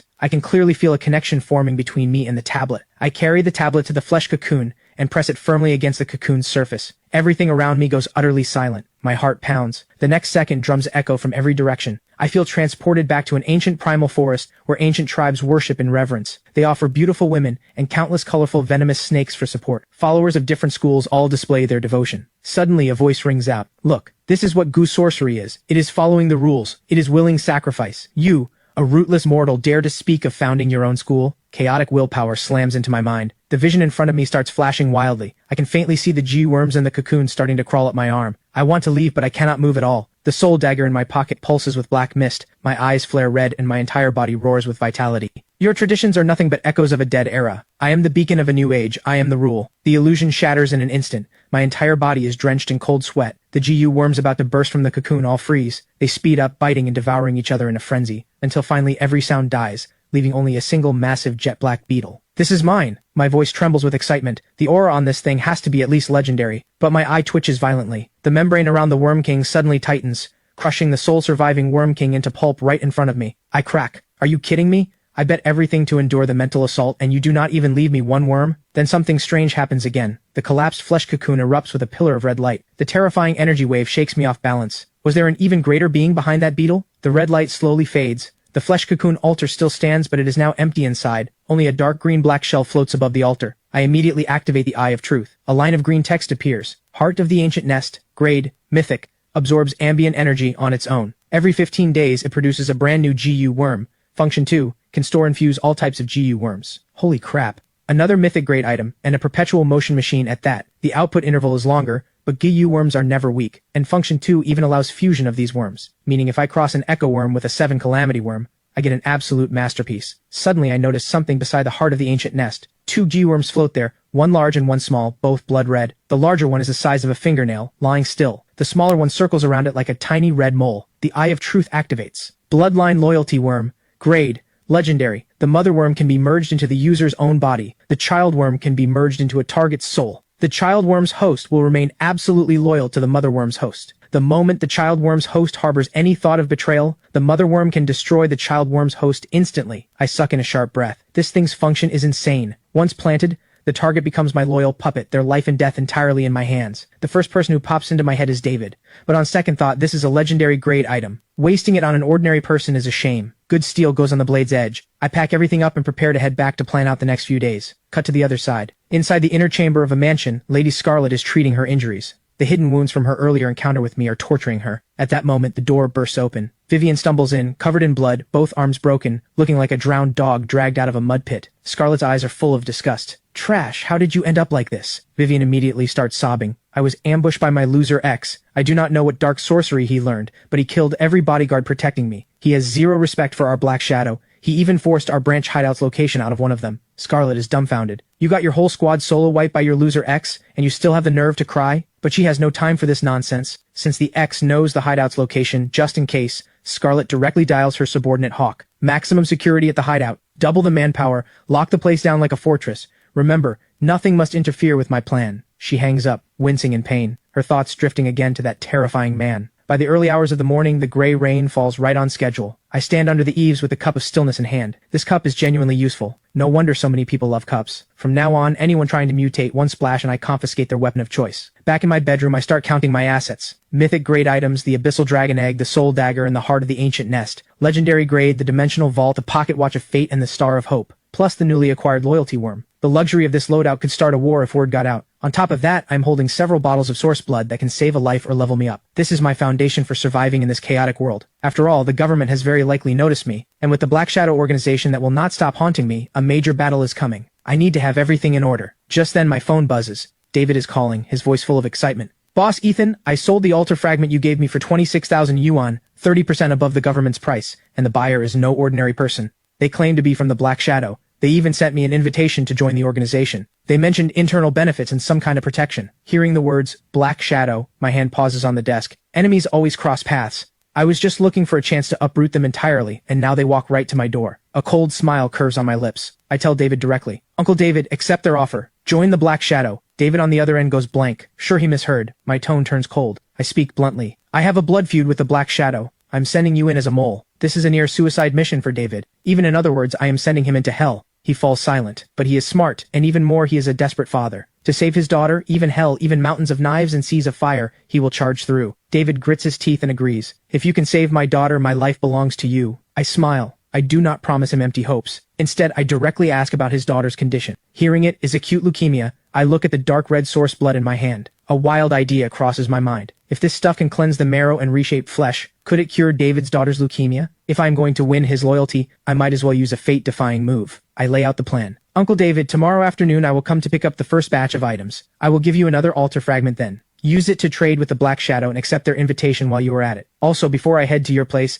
I want to stop by the hospital and visit your daughter. After hanging up, I lie down to sleep, and I have an absolutely ridiculous dream. In the dream, I am being chased by a vampire in a tailcoat. This vampire is impossibly elegant and noble. He quickly corners me. Just as I am about to fight for my life, he leans close to my ear and says with a wounded look, Bro, what kind of self-respecting vampire eats matches every day? I jolt awake and burst out laughing in disbelief. The freaking Crimson Throne is sending me dreams, complaining that the matches I feed it are too low grade. I storm down to the basement and unload on the beating heart. A son does not mind an ugly mother. A dog does not mind a poor home. You should be grateful you have anything to eat. And you are picky? But complaining aside, I realize something. This thing has consciousness. It must have evolved through devouring items. To soothe this fussy ancestor, I reluctantly toss in a few matches. Watching it consume them twice as fast as before, I am thrilled inside. From now on, I need to find better stuff to feed it. After soothing the throne, I look at the dragon egg in my hands. The hatching progress is stuck at 85%. I pull out a bottle of source blood, hoping to give it a snack. But the dragon egg has serious pride. Its tail flicks the bottle away in refusal, not even bothering to look at it. I am speechless. Well, this one just can't appreciate the good stuff.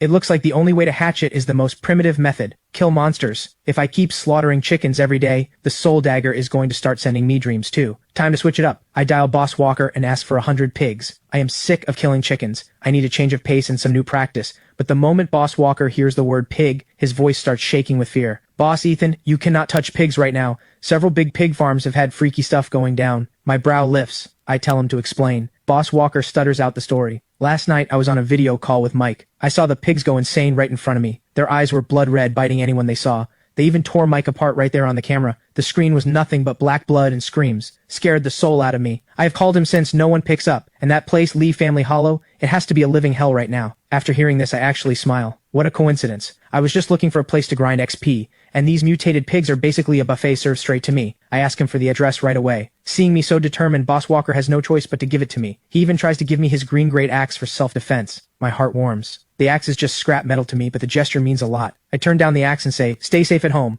When I get back, let me buy you and your wife a drink. Cut to a new scene. I follow the GPS to Lee Family Hollow. The place is genuinely in the middle of nowhere. Not even a bird around. The air reeks of decay. A rusted mailbox stands in the middle of the road. I stop in my tracks. Why would a place this far out in nowhere even have a mailbox? The Eye of Truth activates. Altar number 52818. Connected coordinate, the mailbox of all realms. Addicted to secrets, obsessed with peeking and sharing everyone's gossip. Seeing the number, I almost lose it. 52818. In our language, that sounds exactly like, I love digging up dirt. This altar's asking for something is pretty shameless. Zero boundaries. But if I play it right, this thing might let me peek at some earth-shaking secrets. After a moment of hesitation, I decide to handle the main task first. I creep through the village to a crooked-necked locust tree. Several pig pens have walls already half collapsed. As I approach, horrifying chewing sounds drift out from inside. A creature inside, easily one size larger than a normal pig, stands with its back to me, frantically devouring something. The Eye of Truth activates. Plague boar. Grade. Calamity. A livestock animal completely corrupted by pollution. All sanity gone. Reduced to a creature that only knows killing and eating. I chew on the word pollution and start wondering where the source of this corruption is. But I waste no time. I sneak up behind it and bring my blade down. The massive pig head rolls clean off. The soul dagger's growth jumps by over 10 points instantly, way faster than chickens. But just then, the headless pig corpse explodes without warning. The massive blast alerts the entire pen. Dozens of plague boars burst through the fences and charge out, a pair of blood-red eyes locked on me. Anyone else seeing this would wet themselves. But in my eyes, I am trembling with excitement. These are not monsters. These are walking XP packs. Looks like the soul dagger and my little dragon girl are about to feast tonight. The roars shake the air. The pig herd surges forward like a mudslide. I do not dodge. I charge straight at them. Blade flashes, pig heads fly. With every strike, the soul dagger's progress bar surges.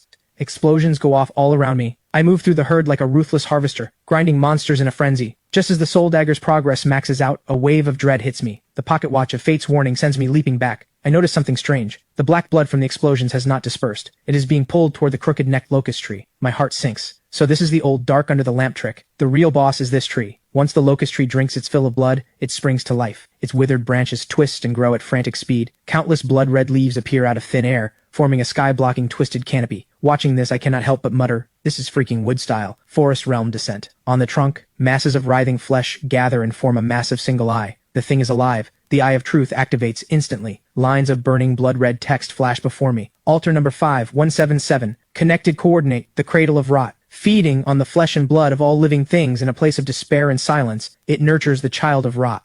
The number has a 5 in it. What does that mean? No time to think it through. The pressure this tree gives off is stronger than the epic grade wraith from before. This thing is nurturing some child of rot. I have to take it out before it fully forms. I grip the freshly upgraded soul dagger, killing intent surging. Just as I am about to charge, a deafening boom erupts. I detonate the vitality at my feet and shoot backward like an arrow. Where I had been standing, countless crimson vines have burst through the ground. The blood-red canopy above shakes violently. Tens of thousands of leaves transform into a rain of blades screaming down toward me. The entire area has become this creature's absolute domain. I activate the Eye of Truth one more time. The one-eyed tree demon's information finally appears. Caretaker Locust, grade, epic calamity. A calamity born from a mutated altar, tasked with guarding the descent of the child of Rot. So altars with a 5 in the number are mutated altars. No time to dwell on it. The pocket watch of fate's bullet time activates instantly. The razor-sharp leaf rain is already at my head. I dance through the storm of attacks weaving between the gaps in the vines and blades. But the creature's firepower is overwhelming. A leaf glowing with eerie red light slices my arm. The flesh around the wound starts blackening and rotting. My face goes pale. The source blood inside me surges, forcibly suppressing the spread of that toxic power. But that moment of distraction costs me. A massive vine slams into my back. The hit nearly shatters my bones.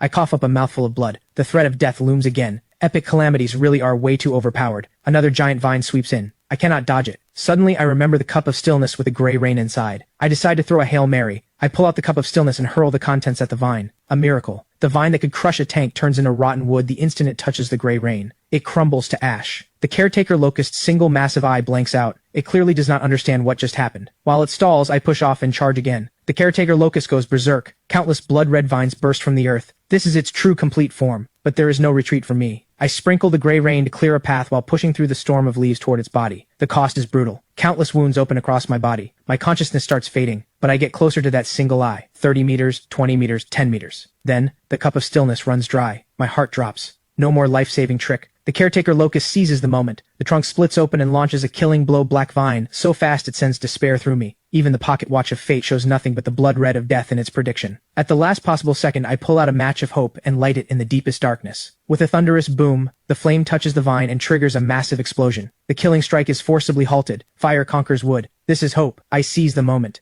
Man and blade is one. I turn into a streak of black light and drive the blade deep into that terrified single eye. Break! With a sharp crack, the eye shatters. The towering tree collapses in an instant, dissolving into a black pillar of light connecting earth and sky. In this moment, all of Riverside City can see this terrifying phenomenon. The shockwave throws me dozens of meters. I am covered in blood, a complete mess, but I am laughing wildly, because I won. I survived another epic calamity. I drag my battered body toward the center of the black light pillar. 2 items glowing faintly stand out. The first is a fist-sized black sphere. The Eye of Truth activates. Miniature altar heart of the caretaker locust. Grade, epic. Can permanently fuse with any altar, transforming it. The core that may form when a mutated altar is destroyed. Both the echo of death and the embryo of new life. Consumable. Once a target altar is selected for fusion, forced removal will destroy this miniature altar heart. Holy crap, this is a great find. Perfect for feeding the Crimson Throne later. I turn my eyes to the second prize. Mark of Rot. Grade legendary. Your soul has been branded with a trace of rotten energy. You gain massive resistance to and affinity with all rot-related negative forces. Just resistance sounds a little weak on paper, but just as I am about to put the mark away, additional text appears that makes my scalp tingle. You have stirred a long-lost interest in the slumbering child of Rot. It looks forward to meeting you in person. I lose it, so I killed the small one, but the big one is alive and now has its eyes on me. Like a giant has marked me as an interesting little ant. I curse under my breath and quickly turn to bolt. The towering black pillar is way too conspicuous. But just 2 steps out, the mark of Rot inside my dimensional space stirs. A will that does not belong to this world descends, and an indelible mark sears into me. In the pitch-black storm, I faintly see a figure. The child of Rot. I clench my teeth and activate the Eye of Truth. Unprecedented pain stabs through my eyes. 2 streams of burning blood tears trail down from the corners of my eyes. Show me. Show me what the hell you are. Name unknown. Grade unknown. Description unknown. Seeing this, I cannot suppress the surge inside me. I spit out a mouthful of black blood. The target seems to exceed the Eye of Truth's current limits. I have a lot of cheats stacked. In today's world, I am undoubtedly a powerhouse. But in front of those things, I am still just an ant. I lift my head toward the sky again. The figure has vanished. Meanwhile, all of Riverside City is in chaos. The Anomaly Affairs Bureau raises a level 1 alert and names this towering black light event the Great Dark Sky. Scarlet also sees the phenomenon. She immediately gathers her elite forces and rushes to the scene. Every shady figure hiding in the shadows swarms toward Lee Family Hollow. Anyone with even a bit of power is heading there, hoping to grab a piece of the action. But I am the only one going the other way. I am heading to the gossip altar I found earlier and checking on the upgraded soul dagger along the way. Middle soul dagger, grade mythic, new ability, immune to all mechanics. My mechanics override yours. New ability, soul nourishment. After killing a target, drain its life essence to sustain the wielder through endless slaughter. New ability, Godslayer's Aura. Deals 1000% damage to mythic grade units. Looking at these insane stats, I almost want to bow to the soul dagger. Bro, you are a beast. The soul dagger's upgraded stats are absolutely insane. Immune to all mechanics means no more hits that just scratch. Mechanic monsters, rule monsters, all of them get cleaved in 2 with 1 strike. Soul nourishment fills my biggest gap. As long as I keep killing, I am a perpetual motion machine. And Godslayer's Aura is the cherry on top. Given enough time, I would dare to kill a god. I make my way back to the mailbox of all realms. I dip my finger in blood and write several words on a piece of paper. I have seen a god. I will slay the god. I shove the note straight into the mailbox. The mailbox lets out a sly laugh. gold light shooting up to the heavens. Looks like this gossip is too juicy. The mailbox's slot spits out an antique-looking black envelope. I grab it and bolt. The commotion is way too loud. Back at the slaughterhouse, I first drink 2 bottles of source blood to heal my wounds, then open the strangely textured black envelope. The page starts off blank, then a line of golden text appears. I love your gossip very, very much. In exchange, I will tell you 2 secrets. First, the gray rain does not come from the sky. It is the tears of a hero. This makes me suck in a cold breath. The world-shattering gray rain is actually one person's tears? What kind of being is this? Then the second secret appears. Those artists are growing impatient. They are doing their final rehearsal. Especially him. He very much wants to meet you. My brow furrows. What a riddle master. Who are the artists? Who is he? I activate the Eye of Truth, trying to probe the hidden cause and truth behind these lines. Nothing comes through. The next second, the black envelope and letter dissolve into a handful of golden dust, vanishing into the air. The lead is gone. I slam my fist on the table in fury. This altar is unhinged. It just had to be a riddle master. If I cannot figure it out, I will not waste energy on it. Building strength is what matters now. I call Boss Walker and ask him to send over another 1,000 chickens. I throw in a little performance, pretending the giant black pillar scared me into running home. Boss Walker buys it instantly. As long as you are alive. Good thing you did not go. We do not go. We do not go. After hanging up, I head to the basement and pull out the Caretaker Locust's miniature altar heart. This is a gamble. If I win, the Crimson Throne evolves. If I lose, I wasted an epic grade item. I wave the miniature altar heart in front of the throne, warning it not to just snack on it, then place it on. With a hissing sound, blue smoke rises. The miniature altar heart suddenly opens its single eye and extends countless black roots, trying to force a parasitic takeover. This completely enrages the slumbering king. The Crimson Throne shakes violently. Countless blood-red tentacles burst forth and crush the invading roots without mercy. In just 1 minute, the fight is over. The black roots are completely devoured. Everything goes still. Just as I am about to complain that I broke it, I see a bright green branch sprout from the center of the throne, with a translucent green fruit hanging at its tip. The Eye of Truth reveals, the Crimson Throne has fused with the Caretaker Locust's heart. New special trait, source blood will be drawn into the heart blood tree and brewed within the heart blood fruit. Brewed? My heart races, but I have no spare items to test with. Then a thought strikes me. I pull a regular bottle of source blood from the vault. Who says I cannot offer source blood to make source blood? This is exploiting a bug. This is recursion with extra steps. The Crimson Throne seems speechless, but obediently swallows it. Moments later, the fruit blazes with light, and a brand new bottle of source blood drops down. The liquid inside is now a vibrant green, full of life force. The Eye of Truth identifies it. Source blood, heart blood refined, boosts overall vitality, and more importantly, the effect is gentle. It can repair the body, purify the bloodline, and expel negative energy. Looking at this upgraded source blood, my breathing quickens. The improved version has arrived. I lock my eyes on the words purify the bloodline. An image flashes in my mind. David's daughter, the one with leukemia. Before, my odds were under 10%. I worried her fragile body could not handle the violent energy. But now, with this gentle, refined version, her chances of survival jump to 90%. This is custom-made medicine for her. I know exactly what this means. Not just saving a life, but an investment with incalculable returns. If I save his daughter, David, with his financial mind and sharp intellect, becomes my most loyal right-hand man. This is locked in. Feeling great, I pull out my phone to scroll through the form. One glance, and my face changes instantly. What the hell happened? I expected the Caretaker Locust kill to dominate the trending list. But when I open the forum, the posts about the Riverside City Black Light are there, but they are buried under even more terrifying news. A string of bold, blood-red headlines fills my screen. All paper figures in the town have come to life, beating gongs and drums in the streets, holding ghost weddings and funerals, not for the faint of heart. High-res photos inside. Mahjong tiles clatter through the city at midnight, driving countless residents insane. Giant mutated sea creatures surface in the East Sea. Stones in the West River come to life, forming a beast army marching toward the cities. Plague abroad, volcanoes erupting. Clearly, every single one of these is the work of mutated altars I have not seen yet. The Caretaker Locust was not an isolated case. After the Blood Moon event, the world never returned to its old order. Mutated altars are spreading like wildfire, nurturing countless unknown horrors. This makes me realize I have to grow stronger faster. By 4 p.m., I have processed all 1,000 chickens. The Soul Dagger's 10,000 evolution points feel like a drop in the bucket. My little dragon girl's hatching progress hits 88.5%. Since my body is mostly recovered, I decide to go see David. This is the most critical step in my plan. When the call connects, David's voice sounds like the soul has been pulled out of him. He gives me a hospital address and hangs up. 40 minutes later, I see a David who has aged beyond recognition in the hospital hallway. He is on his knees, begging a doctor to save his daughter, even if it means going bankrupt to buy imported miracle drugs. The doctor sighs helplessly. The cancer cells are spreading too fast. Even a miracle could not save her. Hearing this, David and his wife completely break down. I walk over and pat his shoulder, then follow them into the hospital room. On the bed, a little girl named Stella has wasted away to bone. Seeing her parents come in, she still musters a brave little smile and even has the strength to call me uncle. That word twists something inside me. David drops to his knees beside the bed like a helpless child, holding his daughter's withered little hand, tears pouring down. Stella's eyes well up too. She reaches out her tiny skeletal hand and gently strokes David's tear-streaked cheek. Daddy, am I going to a far, far away place soon? It is okay. I read in a book that good children all become stars in the sky. I will become the brightest star up there, watching over Daddy and Mommy forever, so if you ever miss me, just look up at the night sky. Hearing this, even the doctor cannot help but turn his face away. I pull David out into the hallway and ask quietly, how bad is it really? David leans against the cold wall, his voice raw. The doctor said, at this rate, 2 weeks at most. Looking at this broken man, I say calmly, I have a way. Those 4 words bring light back to David's dead eyes. He drops to his knees in front of me. I bend down slowly, my dark eyes reflecting his broken form. My lips move quietly as I explain. My voice is soft, but David's pupils contract sharply. At first, David shakes his head furiously. It is too absurd and too dangerous. But the shaking slowly stops. The wild hope ignited inside him crushes every doubt. Bet. Why not bet? Back in the hospital room, David whispers the plan to his wife. Helen's face goes pale with shock. She stares at her husband in disbelief. Despite her fear, thinking of how little time her daughter has left, and seeing the wild hope in her husband's eyes, Helen chooses to believe. She turns to her daughter on the bed,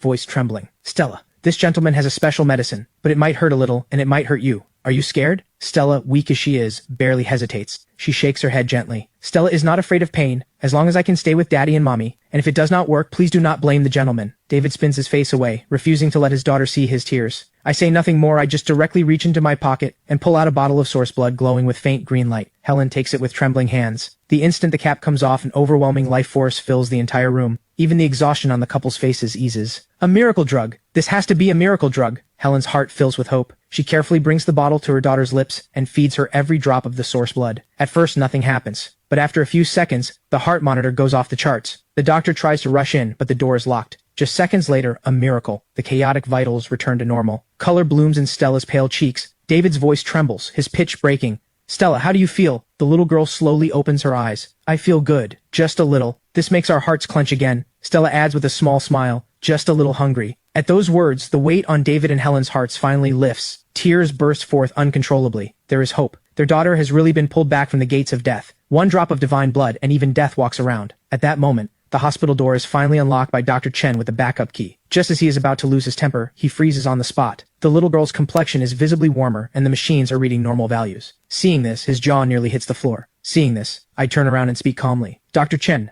no need to make a scene. I used an alter item on her. I do not want word of this getting out. It would only cause trouble. The doctor snaps out of his shock instantly. He hears the threat in my words and understands exactly what they mean. He just never imagined that in the alter era, someone would use such a priceless treasure to save one little girl's life. Anyone who can produce items like this and use them so freely must be terrifying behind the scenes. Crushing him would be easier than crushing an ant. Dr. Chen catches on instantly. I will go prepare for follow-up exams. Sir, please do not worry. My lips are sealed. Without lingering, he turns and leaves. Once Dr. Chen is gone, David and his wife are about to drop to their knees before me. I stop them and tell them to focus on their daughter. Uncle David, I will wait downstairs. On my way out, I suddenly turn back to the little girl. Oh, Stella, next time do not call me uncle. Makes me feel old. With a smile, I leave. I may have used David, but the rescue itself is genuine. Outside the hospital, my smile fades. I look up at the black pillar still standing on the horizon. By all logic, with the caretaker Locust dead, this phenomenon should have faded. So why is it still there? Is something else going on? I scroll through the forum, my heart tightening. I tap black light hard. Massive amounts of info flood the screen. Most of them are failed offerings, but I scroll fast, locking onto the posts that stand out. Towering black pillar lingering deep in the mountains of the town. Wanging city coordinates. The black light has torn a hole in the sky. Government has issued an emergency lockdown. As one of the original culprits, I know exactly what these black pillars mean. I am the first known person to take down a miniature mutated altar, but I am definitely not the only one. The world might have far more units capable of handling epic-grade mutations than I imagined. Meanwhile, David walks out of the hospital. He moves through the crowd, his pace unhurried, but every step rock steady. His back is no longer bent. Tear streaks still mark his face. His eyes still red and swollen, but in those eyes there is no trace of defeat. I sense him and turn to look. This man has walked out of his shadow, step by step, into a new life I gave him with my own hands. Finally, David stops in front of me. The noise around us fades into silence. He extends his hand. I smile and shake it. Everything is understood without words. A dozen minutes later, I am sitting on the worn-out couch in David's home,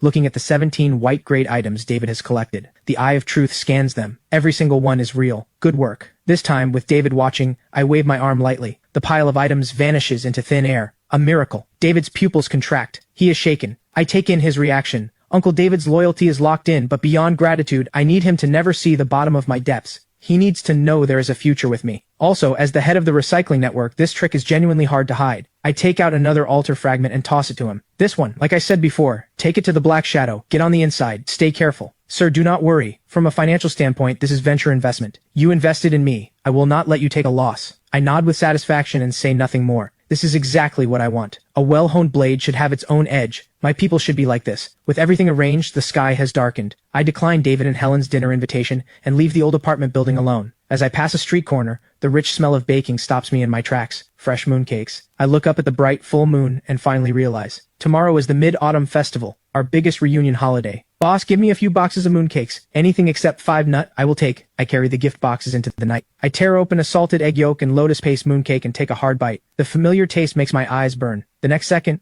my smile freezes. Mid-Autumn Festival. Mid-Autumn Gala. Rehearsal. The 52818 Altars message explodes in my mind. Those artists are growing impatient. They are doing their final rehearsal. Could it be in these next few days? Realization dawns in my eyes. At that moment, a faint singing voice drifts in on the night wind. The tone is mournful, racked with sorrow to the extreme. The melody is dark, twisted. Who is there? I flick my wrist and the soul dagger slides into my palm. Cold killing intent locks onto the surroundings, but there is nothing. An unexplained anger rises in me. The desolation and loneliness in that voice resonates, damnably, with the emptiness I feel right now from missing my parents. I lower my profile and melt into the shadows. A few minutes later, I push aside the tall grass in front of me, and my pupils contract. An abandoned open-air theater stands before me. The audience seats are empty, but the air is heavy as if filled with invisible ghosts. 3 completely different voices are weaving together on the stage. On the left, a desolate male role. In the middle, a sorrowful female role. On the right, a cackling clown. Male role, female role, and clown all present. I activate the Eye of Truth. The stage's disguise falls away. 3 altars reveal their true forms. The left altar is built from broken halberds and shattered armor,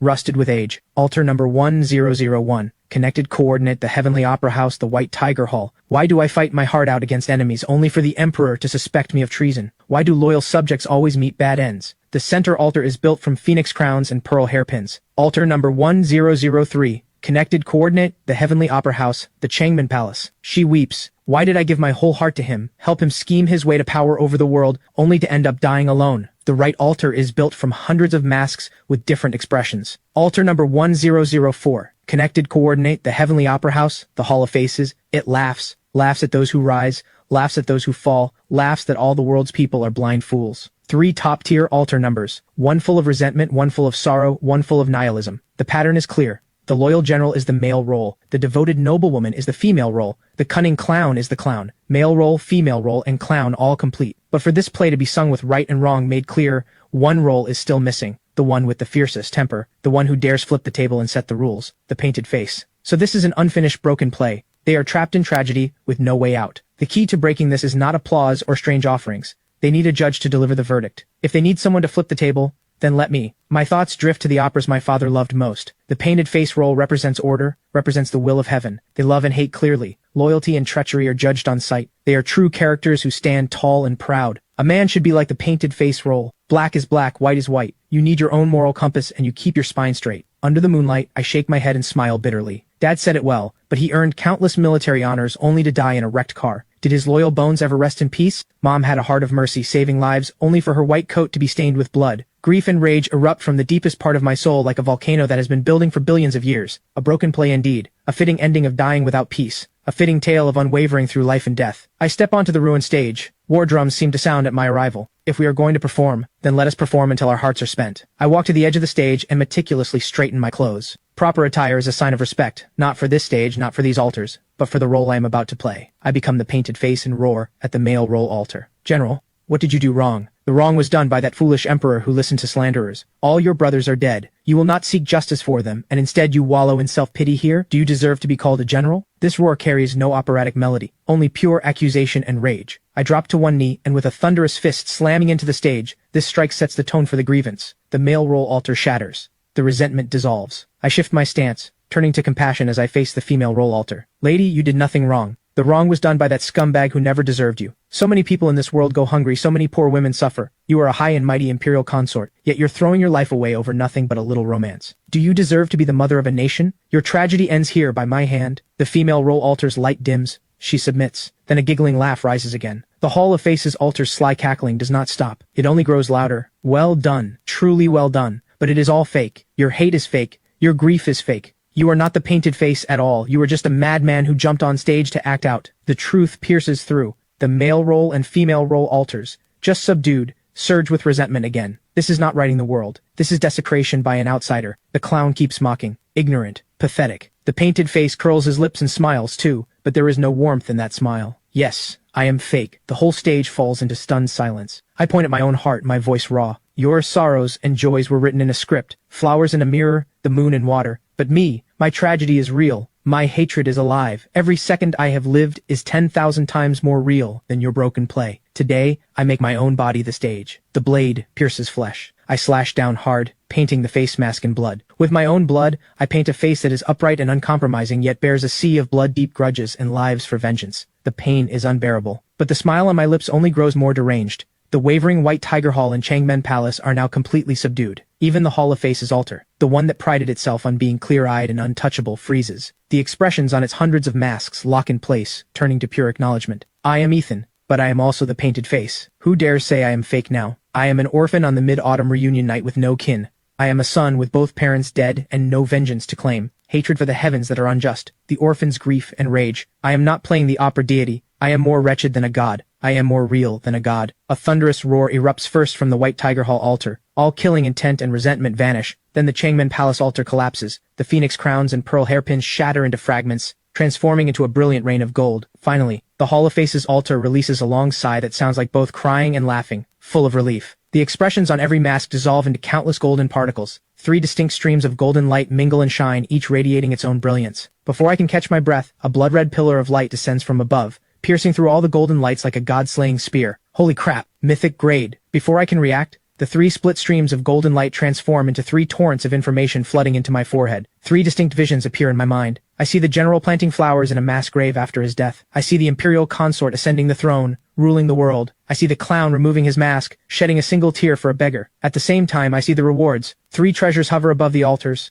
I drop to one knee, my legs giving out. The mental strain is too much. I pull out a bottle of source blood and chug it. Massive life force flooding through my limbs, healing my wounds at an incredible pace. I slowly rise and walk to the White Tiger Hall altar. The Eye of Truth activates. Tyrant's Helm, Male Role Series, Legendary. Function 1, Tyrant's Authority. The stronger your vitality, the heavier your aura. Increases physical damage reduction and damage proportionally. Function 2, Last Stand. When surrounded by 3 or more enemies of equal or higher tier, Tyrant's Authority's effect scales with their numbers. My eyes blaze. This passive is made for me. I move to the Changmen Palace altar. A jade pendant glows with shifting colors above it. Beauty's Pendant, Female Role Series, Legendary. Function, Diversion of Disaster. All single target attacks aimed at you have a chance to be redirected, striking a random unit beside you instead. My face goes weird. This thing is creepy. Every assassin's worst nightmare. Finally, I turn to the Hall of Faces altar on the right. If the clown had not pushed me to the edge in those final moments, I would never have painted my face in blood. I am the opera itself. In a sense, this clown made me. I walk to the altar and gently take a dark red tooth in my hand. Reverse Tongue, Clown Series, Legendary. Function 1, Eye for an Eye. When affected by a negative status, has a chance to trigger a counterattack, reflecting the weakened effect back to the source. Function 2, a chance to reflect any negative status. My breath catches. In this superhuman era, curses and poisons come from every direction. If I can stack this chance high enough, I am untouchable. 3 legendary grade series items in one go. Pure profit. Finally, I look up, eyes locked on the center of the stage, exactly where the blood-red light from the heavens struck. The true grand prize. My heart pounds wildly. 3 legendary grade pieces are already absurd wealth, but that blood-red pillar from the heavens, descending from beyond the sky, was overwhelming, piercing through all 3 streams of golden light. Mythic grade for sure, but descending from the heavens like that, I have never seen anything like it. I carefully approach the faint glow. It is a sheet of painted skin as thin as cicada wings. The Eye of Truth activates.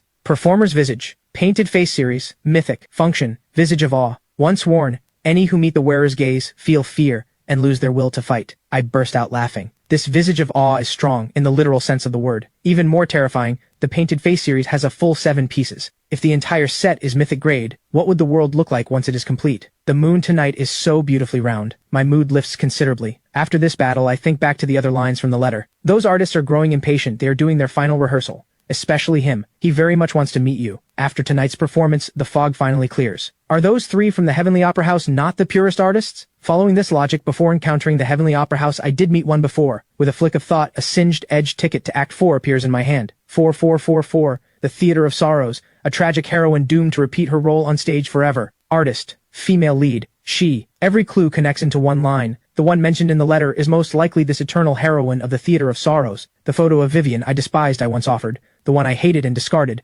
earned me the ticket. That was a karmic bond between me and her, already formed long ago. No wonder the Eye of Truth shows cause and effect. Offerings come with delayed payback apparently. I instinctively check the date on my phone. August 14th, Tomorrow is the Mid-Autumn Festival. Final rehearsal. The meaning is clear. What plays out tomorrow is not a mid-autumn celebration. It is the formal performance the artists from the Theater of Sorrows are presenting to the entire world. Two deadly questions stand before me. First, is the eternal heroine seeking me a blessing or a curse? Second, how exactly will these artists descend tomorrow? What do I do? A flash of fierceness crosses my eyes. I pull 3 core items from the dimensional vault. The abyssal dragon egg, the soul dagger, the bloodline loyalty worm. I gently touch the soul dagger. It is cold to the touch, yet linked to my soul. This thing has blocked plenty of mental attacks for me. My gaze shifts to the bloodline loyalty worm. The 2 worms, one large and one small, crawl obediently onto my fingertip. From now on, you bear the name Soul too. I will call you Soulworm. Finally, I look at the abyssal dragon egg nuzzling against my arm. Calling you Little Black sounds bad. Soul Dagger, Soulworm, Soul Egg, the Soul Name team is officially formed today. My phone buzzes. David is calling. Mr. Ethan, Stella's test results are all in. Every reading is normal. Good. Happy mid-autumn. Also, I made contact with the Black Shadow. They let me in straight away as an Outer Core member. Outer Core. I pause. Same level as Vivian. Still second rate. But the Black Shadow's hierarchy seems to be incredibly strict. Besides, Mr. Ethan, I have been assigned to a large logistics warehouse in the East District. East District. My eyes flicker with understanding. So it really is not that Hawk guy's chemical plant. Remember, watch and listen. Stay safe. After hanging up, I sit under the eaves, drinking and eating mooncake. A bitter smile tugs at my lips. Dad, you better watch closely. The bright moon in the sky is swallowed by dark clouds. The world goes dim in an instant. Drip, drip, rain drops from the pitch-black sky. I check my phone. Midnight, August 15th on the lunar calendar. The Mid-Autumn Festival. Mid-Autumn peace and joy. May we all reunite. A few blessings, spending the last bit of warmth I have left. Killing intent rises instantly. It is time for me to take the stage. I pick up the large black umbrella leaning by the door. Whoosh! The black umbrella opens, shielding me from the gray rain that can wipe out any superhuman power. I do not look back. I step into the endless curtain of rain. Whatever unknown dangers are coming, I am going to take down a Black Shadow stronghold first. Black Shadow, here I come.